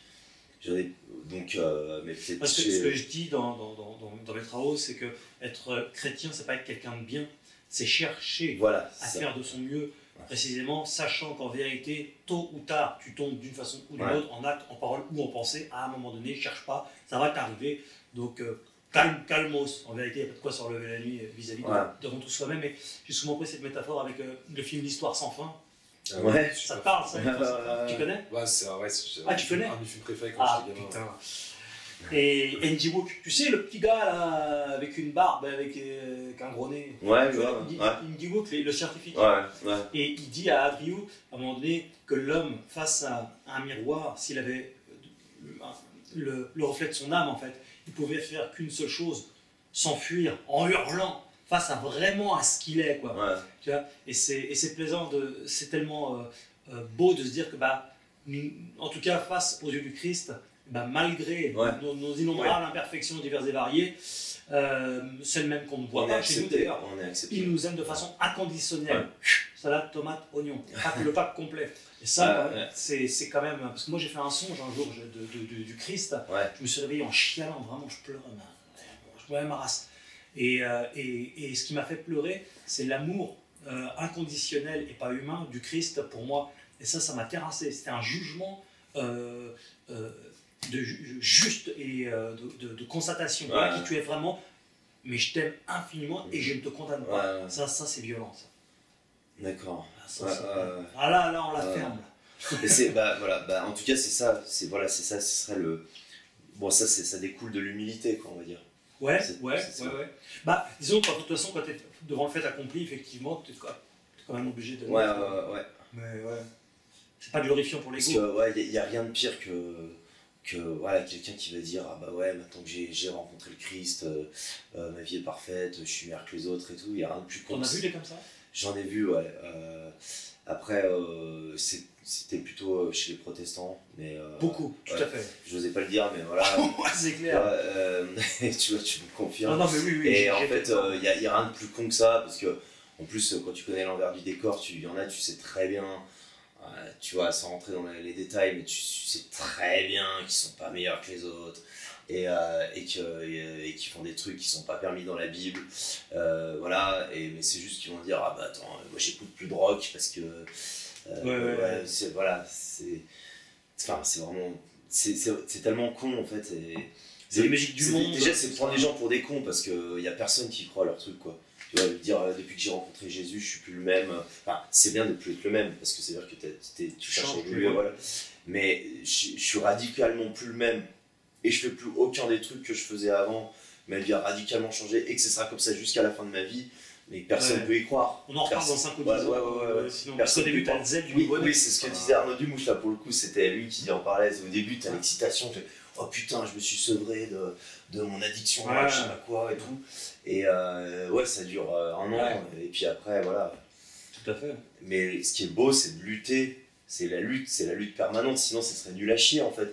Si tu te convertis, t'es guéri de tout, de tes addictions et tout, puis après t'as plus rien à faire. Même Saint Paul dans l'Épître aux Philippiens dit je sais que je ne suis pas parfait. Tu vois, même si Saint Paul et quand tu vois, je sais que je suis pas parfait, mais je cours ma course, t'es tendu vers la palme de la victoire. Si Saint Paul, en fait, au moment où il écrit l'Épître aux Philippiens, donc c'est le méga buzz du catholicisme, quoi. Lui-même dit je suis pas parfait, que tu vois, il a encore des luttes et tu vois des tentations sur lesquelles il doit se battre. Et j'ai combattu le bon combat. Et je fais les péchés que je ne veux pas faire, et quand je pêche, ce n'est pas moi qui pêche, c'est le péché qui habite en moi. Je vois là-dedans il parle d'un combat entre l'esprit et la chair. Ouais, la loi du péché qui habite en nous. Sachant que la chair, à la différence que pense agnostique, c'est pas une. Enfin, ça reste nous en fait. Ça reste nous, c'est nos inclinations mauvaises. L'esprit de la chair, c'est pas l'opposition de l'âme et du corps en fait. C'est simplement l'esprit et la chair, c'est deux orientations de l'homme. L'esprit, c'est l'homme en tant qu'il est ouvert sur Dieu. La chair, c'est l'homme en tant qu'elle est asservie au monde. Mais c'est deux orientations de l'homme. C'est pas donc la charité. Ouais. La charité, l'humilité. Et il faut un troisième truc. Le truc qui t'a parlé dans le christianisme, au-delà de tes chaussettes trouées dégueulasses. les tam-tams à l'église. Non mais on parlait des trucs bien là. Alors, tu poses ça. Oui, d'accord, c'est ironique. Parce que je te fais chier, tu m'as spoilé, elle voulait le mettre dans les trucs. Ah merde. Putain, merde, il va falloir que je trouve quelque chose. Tu sors. Alors, un truc bien. Bon, après, ça rejoint l'humilité, mais déjà, tout simplement, c'est très con et les gens vont dire ça veut dire qu'ils considèrent la religion comme un truc pour se rassurer, mais clairement que ça donne un sens et une structure à ta vie. Tu vois, c'est con, mais là, tu vois, le respecter, tu vois, les fêtes chrétiennes, tu vois, l'Assomption, machin, se rappeler à chaque, enfin, tu vois, au fil du calendrier, tu sais, bah voilà, là, c'est l'Assomption, le 15 août, voilà, qu'il y a la Pentecôte, enfin ça, se rappeler à chaque moment de l'année quel a été le moment de la vie de Jésus qu'on célèbre, par exemple. Bah déjà ça structure ton année, tu vois, c'est vachement intéressant. Et après ça structure aussi ta vie dans l'ensemble. Et ça, je trouve ça vraiment beau, quoi. Oui, on a besoin de ça. Mais ça, encore une fois, tu pourras le retrouver dans une religion comme l'islam. Mais par contre, la charité, ça, je pense que c'est vraiment propre à nous, quoi. Je pense. Dieu est amour. Hein. La seule définition de Dieu qu'il y a dans le Nouveau Testament, c'est Dieu est amour. Ouais. Et puis de gens, quoi. 3 choses qui te gonflent. Bah, demande à Axel déjà les trucs bien, comme ça, je pense aux trucs qui me gonflent. Eh ben, tu veux du café? Ah ouais. Une côte de bœuf? Un cornet de frites? Non, c'est rare, c'est rare. Par contre, si t'as un petit peu... Mec, il te propose que des trucs à la con. Une pizza? Bob Bourguignon. Et c'est parti, Bob Bourguignon. Tu veux quoi? Tu veux du café? Blanquette de veau, mais en glace, ensemble, s'il te plaît. Oui, tu as un petit parasol dessus? Parfait. Une petite rondelle de citron dessus? Ouais, un petit café. Ça demande réflexion. Non, mais c'est vrai que je prends pas de café pour le carême. Est-ce que tu veux une petite rondelle de citron avec ton café? Non, c'est... Un petit parasol? Ouais, un petit parasol. Est-ce que tu veux des glaçons avec? Glaçons, ça pourrait se faire, ouais. Est-ce que tu veux combien de sucre? 10, 20, 30? 50. Tu préfères salé ou sucré? Épicé. J'ai encore plein de questions à la con, est-ce que ça t'intéresse? Attends, j'ai pas autant de réponses à la con. Bah, démerdez-vous devant la caméra, moi je me barre. Ah merde, c'est trop Putain, Allez, occupez la... Bah, trouve 3 trucs à dire sur le... 3 trucs bien à dire.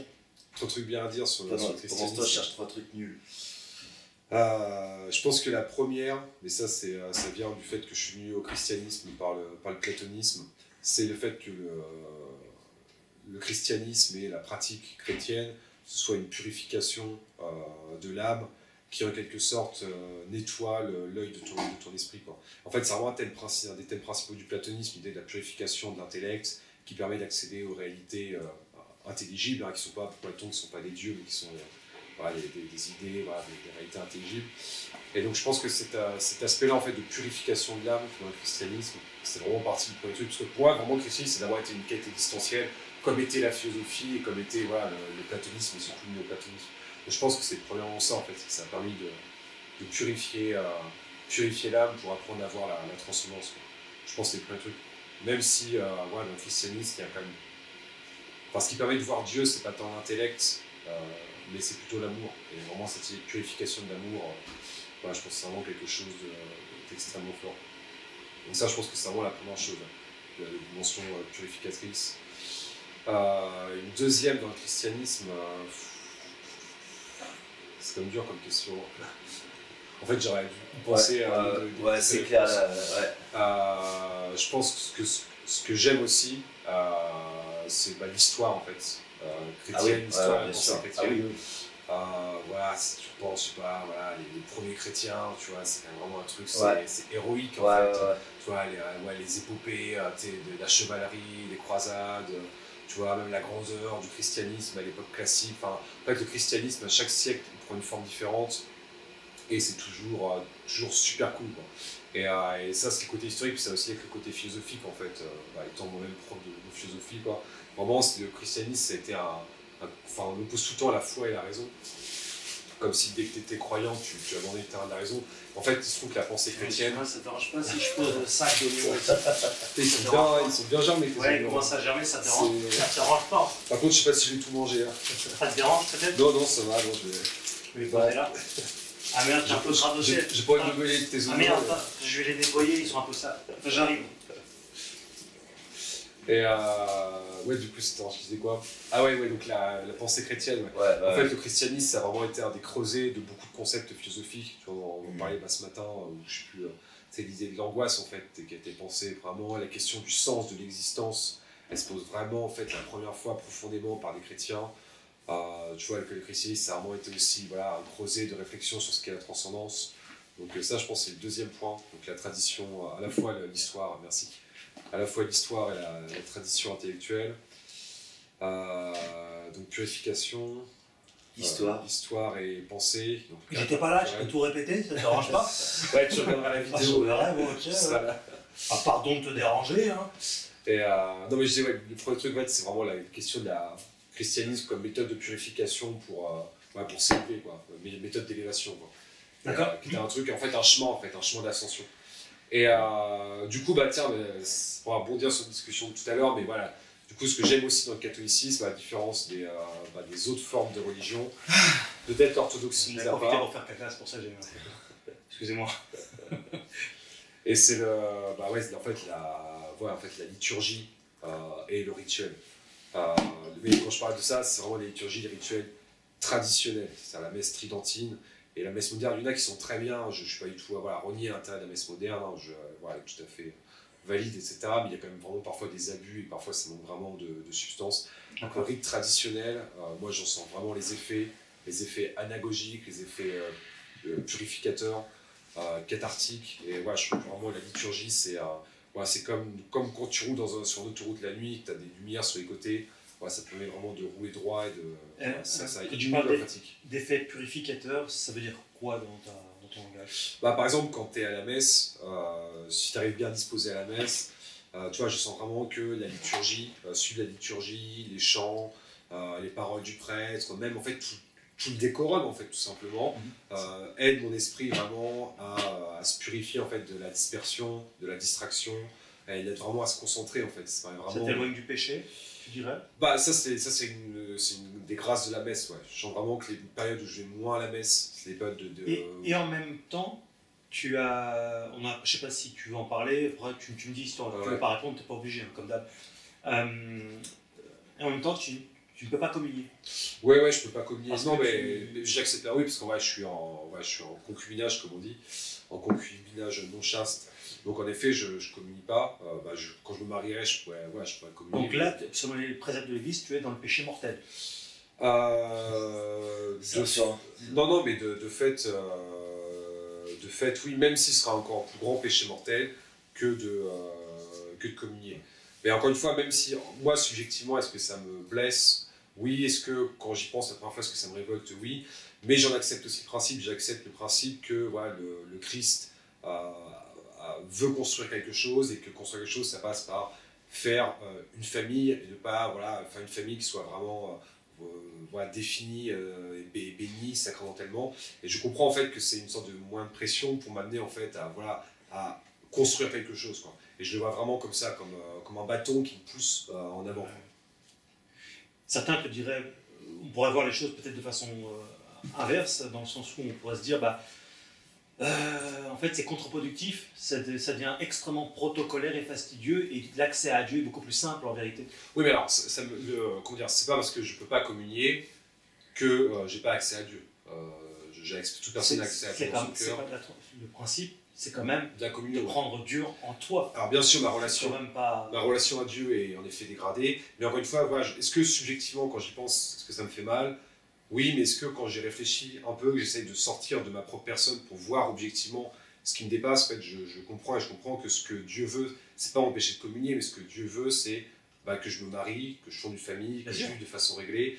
Et c'est vrai que tant que par exemple, je suis en concubinage, non chaste, c'est vrai que d'un coup, je pourrais, quitter ma copine, puis faire n'importe quoi, puis vouloir coucher avec plein de monde, alors que si j'étais marié, je serais... Tu peux toujours le faire? Alors je pourrais toujours le faire, mais ça empêcherait. Non, mais ça impliquerait des choses beaucoup plus graves en tant que catholique. Ça empêcherait quelque chose d'extrêmement grave. Oui. Donc tu vois, si en étant marié, je serais beaucoup plus tenu, ce qui est une bonne chose. En fait, l'être humain, il a besoin d'être tenu. Donc, en fait, quand je sors de ma propre subjectivité, je me rends compte que. Et voilà, en fait, là, pourquoi je ne suis pas marié? Parce qu'en fait, avec ma copine, on est tous les deux en thèse, on n'a pas une situation. Non, ça peut être très cher, avoir une situation. C'est ça, après, faut faire un mariage pas forcément cher, mais en tout cas, c'est prévu qu'on se marie. Et par exemple, le fait que je puisse pas communier, c'est ça un de mes motifs principaux pour me marier catholiquement, quoi. Et si tu veux, j'en comprends la nécessité, je sais que c'est pas Dieu ou l'Église qui veut me punir, mais m'encourager à passer d'un état de non-construction à un état de construction. Même si, encore une fois, ça me paraît très révoltant selon nos critères modernes, je comprends la critique que tu fais, je la comprends aussi, mais moi j'accepte ce principe-là en essayant de sortir de ma personne et en voyant que Dieu m'appelle à quelque chose de plus grand que moi, qui est de construire une société chrétienne, c'est Et alors, tu l'acceptes, mais en même temps, tu ne te mets pas en conformité. Bah oui, non, mais Donc, en fait, c'est un... non, mais ce qui est une erreur. Bien, avec ma copine, on va se marier, c'est prévu. Mais là, c'est vrai que c'est pas, en fait, la situation actuelle, c'est difficile parce qu'on est tous les deux en fin de thèse. Voilà, on est... Ouais, mais il y aura toujours un truc, hein. Si c'est pas ça, c'est autre chose. Objectivement, je pense pas. Parce que là, la fin de thèse, c'est vraiment un truc qui est vraiment pénible. En fait, on n'aura pas de temps à consacrer. Ça fait combien de temps que tu es avec ça fait, bah, du coup, ça fait longtemps, c'est plus de 4 ans qu'on est ensemble. Mais ça fait pas 4 ans que vous êtes en fin de thèse. Non, mais au début, la question d'image ne se pose pas. Tu vois, la question d'image, elle se pose, je sais pas, quand ça fait 2 ans que tu es ensemble, 2 ans et demi, 3 ans, on a commencé à se poser cette question à partir de ce moment-là. Et donc là, on a commencé à réfléchir, et voilà, et d'ailleurs, c'est ce que je disais à mes amis, je dis voilà, on s'est prévu qu'on se marie, mais simplement tout de suite, en fait c'est humainement, enfin, on pourrait toujours dire que c'est possible, mais en fait, ils sont obligés de bâcler le truc, et moi, j'ai pas envie de bâcler le truc, quoi. Du coup, ça fait 4 ans que tu ne communies pas Attends, je réfléchis. Si ça fait 4 ans. Bah, en fait, non, parce qu'en fait, au début, les 3 fois que je me suis confessé, en fait, je pense que c'est juste moi qui ai mal. C'est une erreur de ma part, en fait, mais une erreur d'ignorance, et pas de mauvaise volonté. Oui. Parce qu'en fait, j'ai du mal à considérer que ce soit un péché, en fait, tu vois. Et ce qui fait qu'au début, c'est pas quelque chose que j'ai confessé dans mes confessions. Oui. Ce qui fait que j'ai continué à communier. Et en fait, un jour, on parlait avec voilà, mes amis qui se sont reconnu la situation et que voilà, lui-même s'est senti mal en fait de me dire voilà, par contre, je suis désolé, mais vous pouvez pas. Lui-même se sentait très mal en fait. Parce que, encore une fois, je connais mes abbés, ils sont vraiment soucieux de nos âmes, très compréhensifs en plus. Hein. Ils sont pour accepter des oiseaux comme nous, il faut l'être. Et donc en fait, je sentais vraiment que ça le faisait mal en fait de me le dire. Mais donc oui, j'ai communié, ça doit faire 3 ans que j'ai pas dû communier, je pense. Ouais. 3 ans, ouais. Ouais, 3 ans, ouais. Ce qui est une souffrance, qui est objectivement une souffrance, mais pourquoi, que j'accepte. Et pourquoi tu te conformes, c'est une question peut-être bête, hein, je sais pas, pourquoi tu te conformes, moi tu sais que je suis pas dans ces trucs-là, tu vois, tu vas comprendre, mais pourquoi tu te conformerais pas à la demande du Christ une bonne fois pour toutes, qui est quand même Dieu, et il sait, par définition, ce qui est mieux pour toi ce que tu crois être bon pour toi. Donc, c'est du français, ça? Oui, c'est bon. En tout cas, on comprend. Ouais, t'as compris que bon. Mais pourquoi tu te confesserais pas et tu arrêterais pas de coucher avec ta copine jusqu'au mariage, puisque c'est clair? Ouais, bon, là, c'est un peu... Je t'ai vu venir de loin, là, je le sentais arriver. Là, c'est des détails. Il y en a qui vont te dire, ouais, mais ça, finalement, donc c'est de l'hypocrisie, parce que tu préfères continuer, mais tu prêches mais tu dis que le Christ et ceci et cela. Le problème, c'est qu'ils sont en fait, d'un côté, tu peux pas te mettre en conformité quand ça t'arrange pas. Ouais, non, mais là, le problème, c'est qu'on vraiment... Il s'agit de tirer à coup, là, il y a du monde, quoi, je veux dire. Non, mais c'est en partie ça. Ouais, mais non, parce qu'elle est catholique aussi. Non. D'accord. Mais elle est pour le mariage catholique? Ouais, mais en fait, elle a grandi, elle est russe, elle a grandi dans l'orthodoxie, même si elle a perdu la foi après, mais elle est toujours très christiano-compatible et christiano-ouverte. Oui. Elle a grandi dans le respect de ça, donc elle-même n'est pas croyante, mais elle a un respect qui est profond et elle a toujours respecté. Toutes mes pratiques, elle m'a jamais fait chier, voilà, et, je pense même qu'elle est contente de voir ma foi en fait. Ce qui est rare pour une bonne femme. Là, j'ai tous les féministes à l'autre. Tu ne seras pas en train de te cacher, toi? Non, c'était pas moi sur la vidéo. Les féministes vont chier des trucs. Oui, donc excuse-moi, tu disais, pardon. Donc, oui, non, mais en effet, non, mais j'aurais bien. Bah, voilà, après, le fait qu'il y ait une part d'hypocrisie en moi ne veut pas dire que c'est christianisme. En fait, l'erreur vient de moi et pas de la doctrine, je pense. Et j'accepte. Et encore une fois, c'est une situation que je vais mettre en ordre dès que possible. Voilà. C'est vrai, parce que je vais dire ça sent l'enfer à plein ton histoire. Je préfère te le dire quand même. Bah, j'espère que. Voilà, j'entends des cris de souffrance de la. T'entends. Tu sais, le mec agressif. C'est la viande grillée. J'espère que Dieu, voilà, si ça a été de ma foi, et, ça ne me voudra pas l'enfer, quoi. Mais oui, bon, voilà. J'ai une vision, pour ma part, du christianisme, du catholicisme, et je sais que, encore une fois, je suis marginal, moi, quoi. Je peux dire ce que je veux, du coup, mais beaucoup plus doux, enfin beaucoup plus souple dans la dogmatique, dans les sacrements, dans la façon dont ils sont opérés, organisés, créés par l'Église. Les choses ont d'ailleurs beaucoup évolué au fur et à mesure du temps, il y a plein de choses qui ont changé. Parce que le catholicisme, c'est une tradition, c'est pas une vérité originelle qui ne change pas, c'est une tradition, c'est que Dieu se révèle à travers le temps. Parce que la beauté de Je pense qu'il peut y avoir des moments, le moment où il devrait y avoir des sortes de pastorales, tu sais, des moments où oui, ça marche bien pour une ère. Mais pas pour une autre, parce que le monde change. Il s'agit de s'adapter, ça ne veut pas dire changer les sacrements, ça ne veut pas dire annuler les sacrements, mais les faire évoluer dans leur structure. C'est pour ça que tu as plein de prêtres qui, sur cette question-là dont on vient de parler, sont plus light. Les amis de Paroisse ne sont pas, parce qu'en fait, ils appliquent la vérité catholique. Et encore une fois, en fait, si vraiment j'étais pas d'accord avec eux, en fait, je m'en foutrais, j'irais dans une autre église, parce que beaucoup de font ça, en fait, se confessent pas auprès de leur prêtre. Et ils vont autre part, parce qu'en fait, ça les gêne de se confesser devant leur prêtre. Et je pourrais être dans un autre prêtre, que j'en trouverais un plus light, qui me donnerait l'absolution, puis j'irais, puis je dirais rien, en fait. Si je le fais, c'est parce qu'en fait, je considère moi-même en vérité, mais certains prêtres, en tout cas, comme je disais, sont plus light là-dessus. Toi, tu as ton prêtre confesseur attitré, quoi. Bah, je vais au prêtre de l'institution pasteur, quoi. Comment il s'appelle ton prêtre? Bah, il y a l'abbé Billot, principalement. Il y a les autres abbés sur place, hein, l'abbé Quinquis, l'abbé Cassiope, l'abbé de Tanoirne aussi, qui m'a déjà confessé. Voilà. Même s'il y a du coup, en fait, ça ne sert plus à grand chose que j'ai à la confession, parce que je ne peux pas recevoir l'absolution. Ouais, mais pour d'autres choses. Bah non, parce que du coup, je ne peux pas avoir l'absolution du tout. Mais ça ne peut pas être pris comme préparatif tout de même. C'est-à-dire par une forme d'humilité, en fait, tout de même le faire, bien que... C'est vrai, ouais. C'est vrai que c'est un bon argument. C'est un bon argument. Et non, mais c'est vrai, c'est un bon argument, je ne l'ai pas pris comme ça, mais... parce que là, du coup, ça fait quand même un bout de temps que je ne me suis pas confessé. Je pense que ça fait pas 1 an, mais ça fait quand même moins. Alors qu'avant, je le faisais tous les 2-3 mois, je pense. Et ouais, non, mais c'est vrai. Non, mais c'est vrai. Hein. Non, mais pourtant, Dieu sait que j'ai une pratique qui est régulière, je vais tous les dimanches. Mais, oui. Mais ouais, et toi, Guillaume, tu te fais confesser? Bah non, moi je vais être baptisé à Pâques, donc j'ai pas le droit d'aller me confesser. Bah, donc comme ça, ça va. Je suis débarrassé de la question, mais moi je risque d'avoir le même problème une fois que Pâques sera passé. Donc je pense que je serai dans la même situation, il faudra attendre un peu, quoi. Et alors là, c'était le deuxième point. Ouais. Non, dans le premier point sur les points positifs. Oui, les points positifs, oui. Donc. Oui, le premier c'était l'idée de purifier son âme pour voir Dieu. Le deuxième c'était la messe. Non, le deuxième c'était la culture et l'histoire. La culture et l'histoire. Ah oui, et ça c'était le troisième. Et le troisième c'était la liturgie, ouais. Voilà, plus que l'Eucharistie.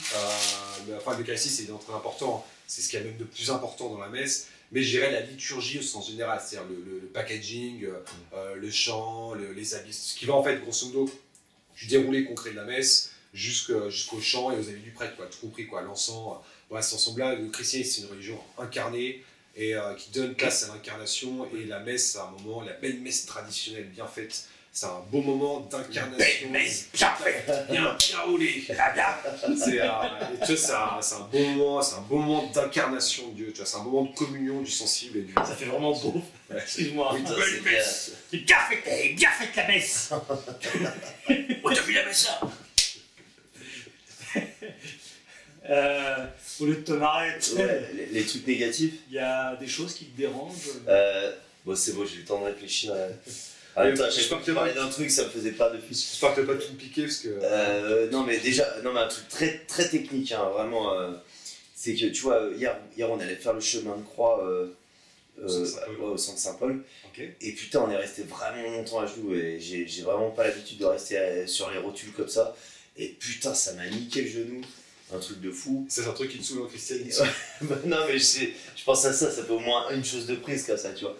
Et c'est très, très, très, très technique. Mais en fait, ouais, non, mais évidemment. On se met pas assez à genoux dans les messes modernes. Non, mais évidemment, non, mais là, le fait est que j'avais pas l'habitude et que je pensais pas que c'était dur comme ça. Et en fait, bon, ça c'est vraiment un détail. Ouais. Mais le deuxième, quand même, ça c'était juste parce donc que le premier truc, c'est le truc de se mettre à genoux trop longtemps, ça c'est négatif. Non, mais je déconne, évidemment que c'est bien de se mettre à genoux. Mais là, pour le coup, ça m'a niqué le genou. Voilà, pas trop longtemps. Non, mais voilà, c'était plus pour rigoler. En fait, le truc. Alors, je peux pas dire ça de toute l'église catholique, parce qu'il y a plein de prêtres catholiques qui font pas ça. Mais tu vois, c'est quand dans les messes modernes. Alors on va me dire, ouais, mais c'est ta faute si tu vas dans la messe moderne, mais moi j'ai pris l'habitude d'aller dans la messe moderne pour l'instant. Et souvent c'est que le prêtre qui veut faire jeune ou adapté à son époque. Et il va sortir la guitare. Alors la guitare, Ouais, alors ça c'est un problème, parce qu'en fait on a parlé des tam-tams tout à l'heure de la guitare, mais c'est un symptôme ça, c'est un symptôme, tu vois. Mais dans les homélies par exemple... Putain, mais ça c'est clair quoi. Et en fait j'ai remarqué, c'est toujours le truc, c'est toujours ça, c'est qu'en fait pour se dire qu'il faut que ce soit adapté à notre époque, et ben en fait il va parler de technologie. C'est parce que quoi de plus actuel que la technologie? On va dire, ah putain, l'autre jour j'étais sur mon application, ouais, tu sais, il parle toujours de téléphone portable. Je sais pas pourquoi ils ont un truc avec les téléphones portables. Ouais, je captais pas le wifi. Alors Dieu, c'est un peu comme le wifi, tu vois, c'est toujours des métaphores de merde comme ça. Mais je te jure, ça manque jamais.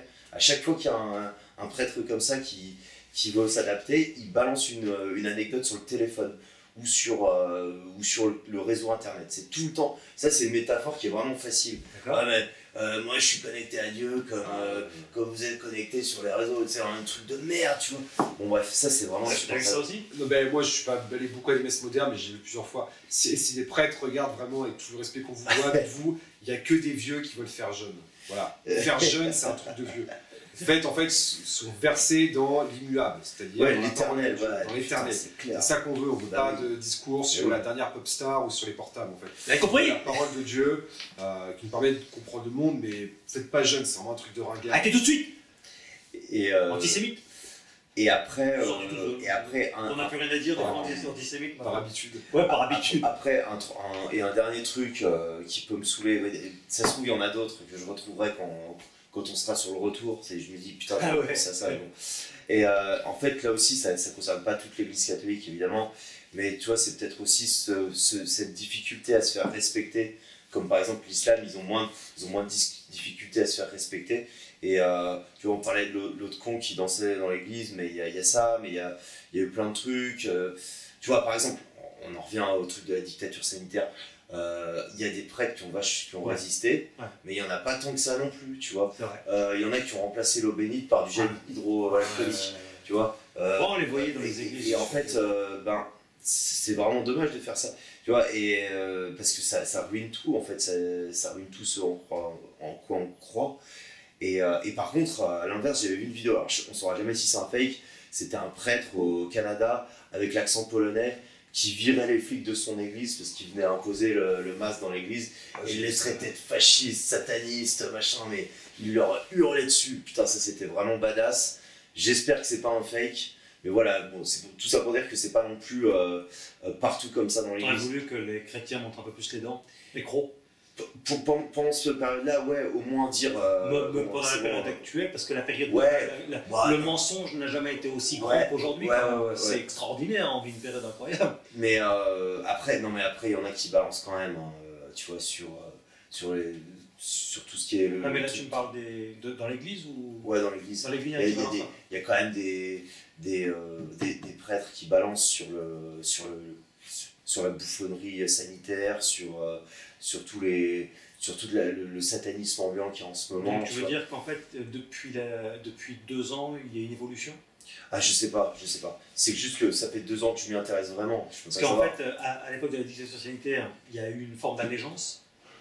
Mais en même temps, tu dis que... Non, c'est juste que moi j'ai commencé vraiment à suivre les prêtres et tout sur YouTube et autres, les prêtres connus. Il y a 2 ans, juste après la dictature sanitaire. Donc, je peux pas savoir si c'est nouveau en fait. D'accord. Ça se trouve, ils le faisaient déjà avant. Mais vraiment. Parce que tu disais que les chrétiens n'avaient pas été faits. C'était peut-être pas. Il y en a qui se sont affirmés, mais pas assez en fait. Ouais. Tu vois, dans les manifs anti-pass, il y avait un prêtre de Grenoble. Je sais pas comment il s'appelle. Le prêtre de Saint-Pierre, je crois. Ouais, peut-être. Ouais. C'est plus leur genre.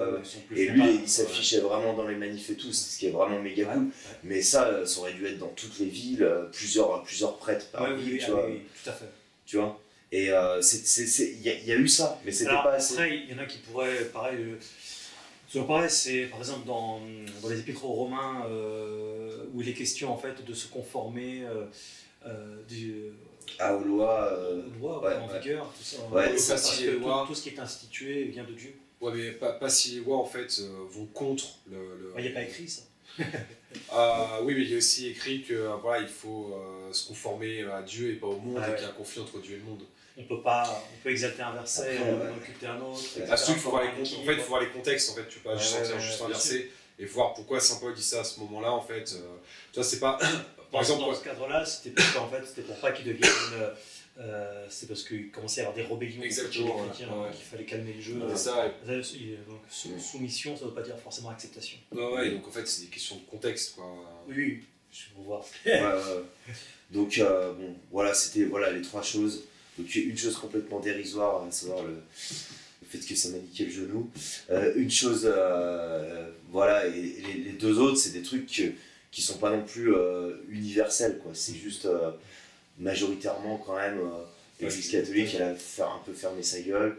Et c'est ça, comme on dit. Ouais, et puis après le côté moderniste. Moi, pour mon expérience personnelle, le peu que j'aille à l'église, c'est très très rare. Hein. Enfin, je vais à l'église souvent, pardon, mais seul. Sinon, je ne vais pas à la messe, ni rien, comme vous le savez.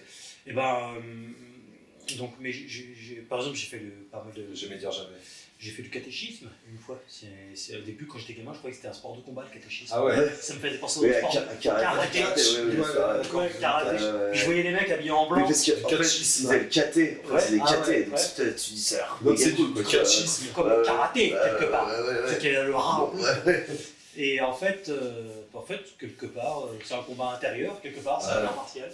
Mais qu'est-ce que je voulais dire? Ouais, du coup, pendant les 2 ans de catéchisme, là c'était pour quand je faisais ma confirmation, c'était laborieux et je voyais vraiment, franchement, c'était ennuyeux au possible, mais vraiment chiant, il n'y avait rien à apprendre d'eux, même des fois ils m'écoutaient, tout ça, machin truc, ah oui, t'en sais plus que nous, machin truc, pas pour me glorifier, hein, c'est juste que c'est là, et puis... je comprends tout à fait ce que tu veux dire. C'était la soumission totale, ils avaient tous la muselière, tous... Il y avait que moi qui était libre. Il était libre, Max. Il y en a même qui disent qu'ils l'ont vu voler. Et tous ceux que je voyais tout le temps, tous à allégeance totale, quoi. Ouais. J'ai pas vu de rébellion, mais ces gens-là aujourd'hui, par exemple, une fois j'ai parlé de Monsieur Poutine, que j'aime beaucoup, et d'ailleurs le perroquet qui est derrière s'appelle Poutine. Et ben, il y en a qui m'ont répondu chez les cathos, vraiment qu'il meurt, cet homme-là, vraiment qu'il meurt. S'il se rendait compte de qui il est et de ce qu'il fait, et à quel point le problème, c'est pas lui le problème, c'est chez nous le problème, etc. Ça mouline dans l'église, quoi. Moi je dis souvent, on est chrétien, on n'est pas crétin. Et je pense que les chrétiens devraient montrer plus les crocs, taper le poing sur la table, avec amour, mais avec justice. Le truc, c'est qu'on a tellement culpabilisé les chrétiens, tu vois, une époque, quand il y a des conflits, le christianisme, c'était forcément être contre la République et tout, ce qui d'ailleurs, ce qu'on pourra en discuter. Hein. Oui. Mais en fait, que du coup, les chrétiens se sont presque... Tu vois, en fait, n'osent plus rien dire maintenant. Après, il faut aussi dire qu'il y a quand même dans le christianisme un problème sociologique qui est la bourgeoisie. Et en fait, la bourgeoisie qui est en fait par définition conformiste en fait. Et 68 arts aussi parce qu'il y a même sans forcément avec 68 arts, mais même la bourgeoisie conservatrice en fait, qui est aussi quelque chose. Ils sont peut-être conservateurs, mais ils sont avant tout bourgeois, quoi. Et en fait, à ce côté-là, en fait, donc tu as plein d'éléments qui expliquent pourquoi les chrétiens de nos jours, ils ont, faut le dire, ils ont plus de couilles, en fait. Et puis il y a aussi de moins en moins de chrétiens, statistiquement, donc, selon les chiffres en tout cas. Oui, il y a moins de force de frappe. Mais alors justement, ça... Moi, je pense que les églises, il y a pas beaucoup. Mais je pense qu'il y a une transformation, en fait. Ce qui importe pour christianisme, c'est pas tant d'avoir... des milliards de fidèles, en fait, c'est d'avoir une vraie église qui soit militante, tu vois. Non, mais l'oignon fait la force. Ouais. Tout à l'heure, je t'ai enlevé des oignons, tu as senti la force. Voilà. Ouais, mais pas que. Je pense que moi, la foi et la vérité font plus la force que l'union. Et du moins que l'union sans, en fait, l'union un peu, mais avec la vérité, fait plus de force que l'union a beaucoup sans vérité. Et je pense qu'il y a une transformation en ce moment. Si on peut avoir les deux, c'est bien aussi. Ah non, mais complètement. Mais je pense qu'il y a une purification qui se fait en ce moment au niveau de l'église, des chrétiens. En France, parce que dans le reste du monde, c'est pas pareil. Tu as le christianisme progresse en plein droit du monde. En Asie, en Afrique, il y a une expansion. En Occident, il y a une décroissance. Ne pas en parler pas longtemps. Mais du coup, je pense qu'il y a une purification. C'est-à-dire que tous ceux qui étaient croyants seulement par habitude sont en train de partir. Il va rester que des gens qui croient vraiment, et on en reparle dans 20 ans, mais je pense que le christianisme va retrouver une forme de force. Non, mais ça, je suis d'accord, parce que de toute façon, l'histoire de l'église est en dents de scie. Exactement. C'est comme ça. Exactement. Mais là, c'est vrai que c'est compliqué quand même. Des fois, tu as le sentiment, quand tu dis que tu es chrétien, que en fait, tu as une sorte de paradis, toi, un neuneu un peu concon, niaiseux, tout ça. On en a parlé tout à l'heure, je te disais, moi, j'ai pas du tout le même retour. J'ai pas du tout le même retour. Pourtant, j'avais peur. Et oui, donc peut-être paradoxalement face à des gens plus vieux, peut-être, ouais. Je sais pas, t'es peut-être. C'est-à-dire qu'ils sont mouillés, ils sont plus vieux. Ouais. Putain, ça c'est facile. Ah, excellent. Pardon, mais ouais, peut-être face à des gens qui sont peut-être la génération de mes parents, ouais, le christianisme, c'est un truc peut-être un peu nu et tout. Mais des gens de mon âge, comme je te disais, même dans le milieu métal, même dans le milieu black metal, je vois des tas de gens en fait, tu vois, qui sur scène sont là, oh Satan et tout, et en fait, qui sont des potes, qui après, on parle après, en fait, on se rend compte que ils sont presque intéressés par le truc. Et tu vois, quand tu t'annonces chrétien avec foi, sans avoir l'air, t'es avec ton pull sur les épaules, et ta petite coupe bien faite, et tu vois, ta petite dégaine de merde, de bourgeois de Versailles. Le petit pull sur les épaules. Non, mais tu vois, vraiment, cette dégaine de bourgeois insupportable. Et que tu vois, tu essaies d'avoir un peu, enfin je dis pas qu'on est super stylé, mais que tu essaies d'avoir un peu de style et ouais, d'être un peu cool. En fait, les gens ils s'intéressent, ils parlent, et moi j'ai des gens, littéralement, quand je vais à certains endroits, genre des bars où je sors, où en fait j'arrive plus à parler d'autre chose que le christianisme en fait, parce qu'en fait les gens me parlent que de ça et de façon intéressée. Malgré ce que tu dis, les chiffres sont là, il y a une déchristianisation en France. Ouais, et les églises. Transformation, comme je disais, je pense que c'est une transformation. Les églises se délabrent, les églises s'effondrent, il y a une église qui ferme, je crois que c'est tous les 2 jours, un truc comme ça. Ouais. Il y a quand même quelque chose de factuel. Ouais, mais tu vois, l'histoire, tu vois, on est pris dans le temps et par définition, il y a des changements et ces changements se font. Tu vois, le principe du changement, c'est la négation. Tu vois, il faut de la négation dans l'être pour qu'il y ait un changement. Et il faut qu'il y ait une privation. Et là, je pense qu'en fait, en ce moment, l'être du christianisme subit un moment de négation qui va l'amener à une transformation. Tu vois, c'est comme quand tu vas au chien, tu vois, tu perds du poids, mais en fait, tu es quand même mieux après, quoi. Moi, j'ai le sentiment que c'est pas aujourd'hui la transformation pour l'église catho. Là, c'est ce qui est en plein essor, c'est les églises, les différents courants protestants et le New Age, l'ésotérisme. Parce qu'il y a nos besoins tout de même de reconnexion au spirituel. Et donc là, les gens vont voir que c'est de la merde, ils vont venir. Ouais. Les gens vont voir que c'est de la merde. Après, ils vont venir au catholicisme, en fait, tu vois, au catholicisme, au christianisme de façon générale, quoi. Ce qui craint, c'est vraiment de croire en rien du tout, tu vois. Ouais. Je pense que c'est plutôt l'athéisme le plus sec, tu vois, c'est plus facile de transformer l'être que de faire le pur consumérisme ou hédonisme, le pur hédonisme, tu vois. Tu sais, Albert Pike, plaisir. Ouais, tu vois qui c'est, Albert Pike. Il parlait de lâcher l'athéisme, origine des sauvageries les plus virulentes, tu sais, l'athéisme. Non pas que tous les athées soient des sanguinaires, c'est pas ça, mais il y en a des bons. D'esprit. Il y en a des bons. Ouais, il y en a des bons, il n'y en a pas beaucoup, mais il y en a. C'est comme les femmes intelligentes. Et ça y est, hop là, j'ai perdu tout ça qui m'avait pardonné tout à l'heure. Non mais tu vois, c'est vrai que les sociétés les plus athées qui ont été les plus virulentes, le nazisme, le communisme, l'empiricisme, tu vois, les nazis, tu vois, les fascistes, en fait, c'est vraiment des idéologies modernes. Tu sais, c'est Bernanos qui avait un truc génial dans La France contre les robots.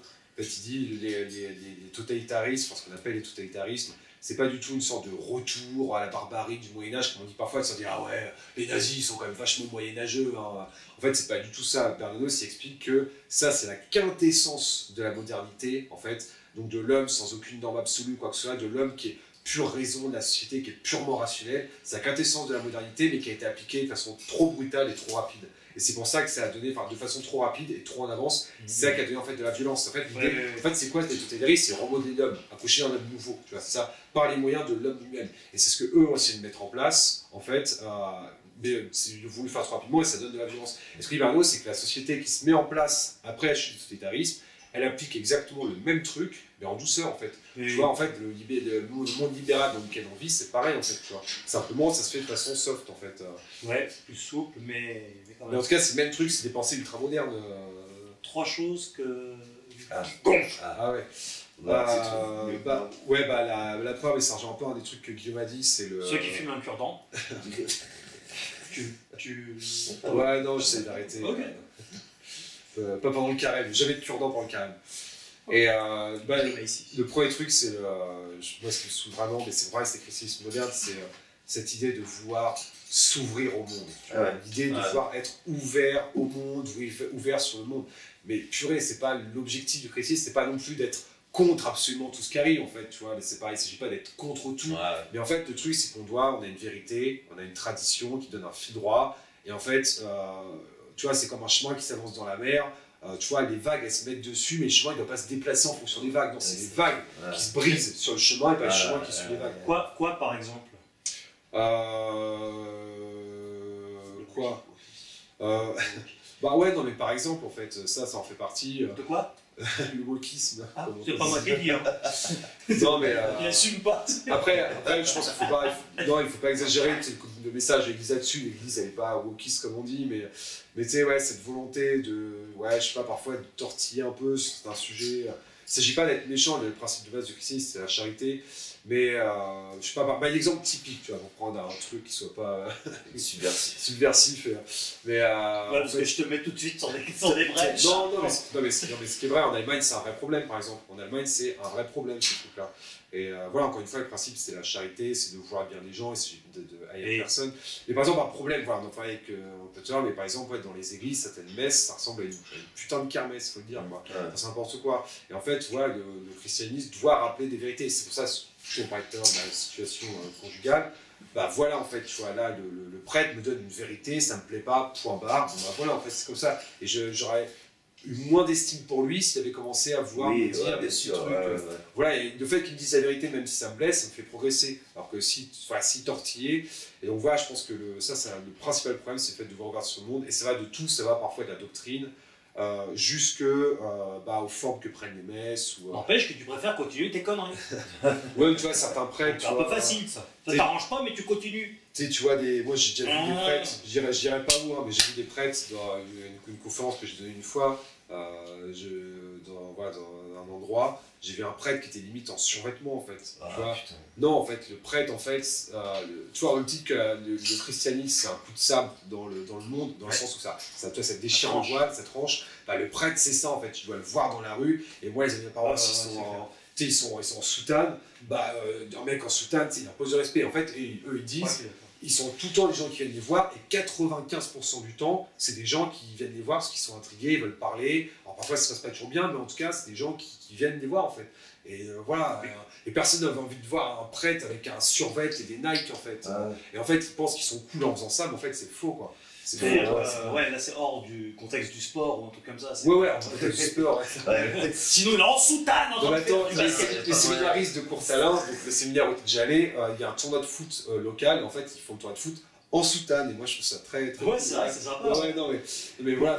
Une deuxième chose là, en fait, je répète un peu ce que veut dire Guillaume, mais en fait, c'est le corrélat de ça, mais c'est le fait que les chrétiens manquent de. En fait, je dirais qu'il manque deux choses parfois extrêmes. Chez les tradis, parfois, je trouve qu'ils manquent de charité. C'est-à-dire qu'ils sont trop dans l'affirmation chrétienne comme une idéologie. Et inversement, parfois, chez les modernes, ils manquent de vérité. C'est-à-dire qu'en fait, ils se diluent tellement que, en fait, ils n'osent plus rien dire. Ce qu'on disait tout à l'heure, tu vois, dès que le gouvernement dit un truc, on va pas... tout ce qu'on disait tout à l'heure, quoi. Or, le christianisme, comme disait Saint Paul et comme l'encyclique du pape Benoît XVI, c'est la charité dans la vérité, c'est l'un et l'autre. Il faut être à la fois, si la vérité sans la charité, ça donne de l'idéologie, c'est-à-dire une idée morte et qui fait violence au réel, et la charité sans la vérité, ça donne l'humanitaire, et ça donne le péché. Dans un cas comme dans l'autre, ça donne le péché en tout cas. L'horizontalité. Exactement. Et en fait, je pense que la bonne doctrine, c'est aime ton prochain même si c'est ton ennemi, par contre, sois dans la vérité, sois fier d'être chrétien, dis-le, ne le renie pas, sans le faire non plus un badge que tu arbores comme ça. Et c'est un peu le problème des deux extrêmes du monde. Troisième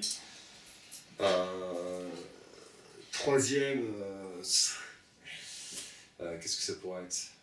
Je pense, les goûts musicaux on parlait tout à l'heure, mais je pense les goûts musicaux peut-être des catholiques en général. Ou je sais pas, ou peut-être, je sais pas, le christianisme bourgeois, je pense que ça me saoule. La bobologie, tous ces trucs. C'est rare les bobos chrétiens, quoi, mais plutôt la bourgeoisie, les gens qui sont chrétiens juste parce que c'est leur milieu social. qui n'appliquent rien du christianisme dans leur vie, c'est-à-dire qu'ils n'ont même pas la charité, même pas la vérité, à la différence des deux d'avant. Et en fait, c'est juste une sorte de christianisme, voilà, d'apparence sociale, vide de contenu culturel, ouais, ça, je crois que ça me saoule, et je pense que ça participe à la mort du christianisme, en fait. C'est sûr. Le bourgeois du 16e, enfin, il y en a des très bien, attention, je vais pas... Mais le bourgeois du 16e, voilà, qui a aucune honte, par exemple, dans son entreprise, à exploiter des gens, à virer des gens pour gagner plus dans son entreprise, et qui à côté de ça va à l'église le week-end parce qu'il est obligé ou fait des rallyes, tu vois, au milieu chrétien, alors que dans sa vie économique, ce qui importe, c'est juste de faire de l'argent et de cracher sur son voisin, quoi. Donc ça me saoule, je pense que c'est un vrai problème. Ouais, je voulais justement... C'est bien d'avoir comme ça les choses, des points positifs et négatifs, parce que ça montre aussi que vous êtes critique sur ce qui vous environne. Et qu'on n'est pas au monde des bisounours, c'est qu'il y a toujours des choses à améliorer. Je crois que ton perroquet, il a pété. Non, il n'a pas pété, c'est quand il fait ça avec son bec, il craque, en fait, il frotte son... il grince des dents. Il grince du bec, ouais. Il a pris... Et alors quand il fait ça, ça veut dire que, surtout quand il le fait longtemps, ça veut dire qu'il commence à s'apaiser et qu'il va dormir. Ah d'accord, ok. Parce que normalement, quand tu grinces des dents, c'est que tu vas pas dormir. Comme quoi le langage des uns n'est pas celui des autres. Et du coup, il dort debout comme ça. Là. Ouais, il dort debout. C'est fort. Tu lui mets un truc sur les yeux. Ouais, un petit bandeau sur les yeux, du scotch. Non, parce qu'il y avait, en fait, il y avait un faucon et lui, il y avait un truc pour les yeux. Oui, c'est vrai. Du scotch autour des ailes et des pattes aussi. Comme ça, il est tout si se lève, il dort sur le côté. En fait, c'est comme un ballon de football américain. Tu sais, il pourrait dormir comme les chauves-souris, la tête en bas, c'est quand il s'endort, il tombe. C'est marrant. Ouais, ce serait drôle, ouais. Tu l'entends, il craque. C'est marrant. Un Poutine, c'est vrai. Vous avez le mot de la fin, parce qu'on a parlé de beaucoup de choses, mais si vous voulez rajouter quelque chose comme l'autre... Évidemment, merci. Déjà, on a passé une matinée géniale chez toi. Et, vous avez vu ma vie de sataniste? Ouais, c'était impressionnant, on était très impressionné. On l'avait dit. Ça nous a rappelé l'univers black metal. Et en fait, du coup, on sort un morceau le jour de Pâques. Donc ce sera Pâques, ça tombe 31 mars. Donc voilà, le jour de Pâques, on va sortir un morceau vraiment sur la résurrection du Christ et tout. Et un morceau martial qui ressemblera pas trop à ce qu'on a fait avant. Ça sera très différent. Et donc, venez sur notre chaîne pour l'écouter. Et puis, les liens sont dans la description. Et puis, continuez de regarder Morgan Priest, Predicator, parce que c'est vraiment une chaîne géniale. Et voilà. Ouais. Mais tu sais, c'est drôle parce que moi, je te connais, pas personnellement, mais je te connais depuis longtemps sur Internet, mais je sais pas, t'es apparu quand sur Internet J'ai commencé mes fonctions en 2007. Ah ouais, c'est ça. Ouais, 2007, c'était d'abord sur Dailymotion, d'abord beaucoup par le cinéma, l'humour, beaucoup de courts-métrages et de séries. Puis après... Des trucs goth aussi, tu faisais vraiment des trucs goth. Ah oui, j'en ai fait beaucoup aussi, ouais. Moi, je crois que c'est comme ça que je t'ai connu au moment, quand j'étais, dans ma terminale, ou peut-être un peu après, autour des années 2010, peut-être un peu après. Ah ouais, en fait, ça fait super longtemps que je te connais je suis comme une personnalité. Ça fait, c'est drôle de se retrouver à interviewer. Moi, je t'ai vu via Diodo aussi. On a tourné des vidéos ensemble, une dizaine au moins. Ouais. Et avec le bal des quenelles. Ouais. Quelque chose à rajouter en ce qui concerne? Pareil, merci pour ton invitation. Puis voilà, en tout cas, il faut savoir que nous, la musique, le message chrétien, il est vraiment, malgré nos péchés exposés aux yeux du monde, on y croit vraiment. Et voilà, si cet univers vous plaît, ne serait-ce qu'esthétiquement, essayez de lui donner droit, au moins, essayez de lui donner au moins une chance pour qu'il devienne réel, essayez d'aller au moins à une messe, une belle messe, quoi que ce soit. Et voilà, vous verrez. Frappez, on vous ouvrira. Ouais, merci à vous d'avoir accepté de venir dans l'antre de la bête et de témoigner. Et je suis sûr que ça plaira à beaucoup de gens.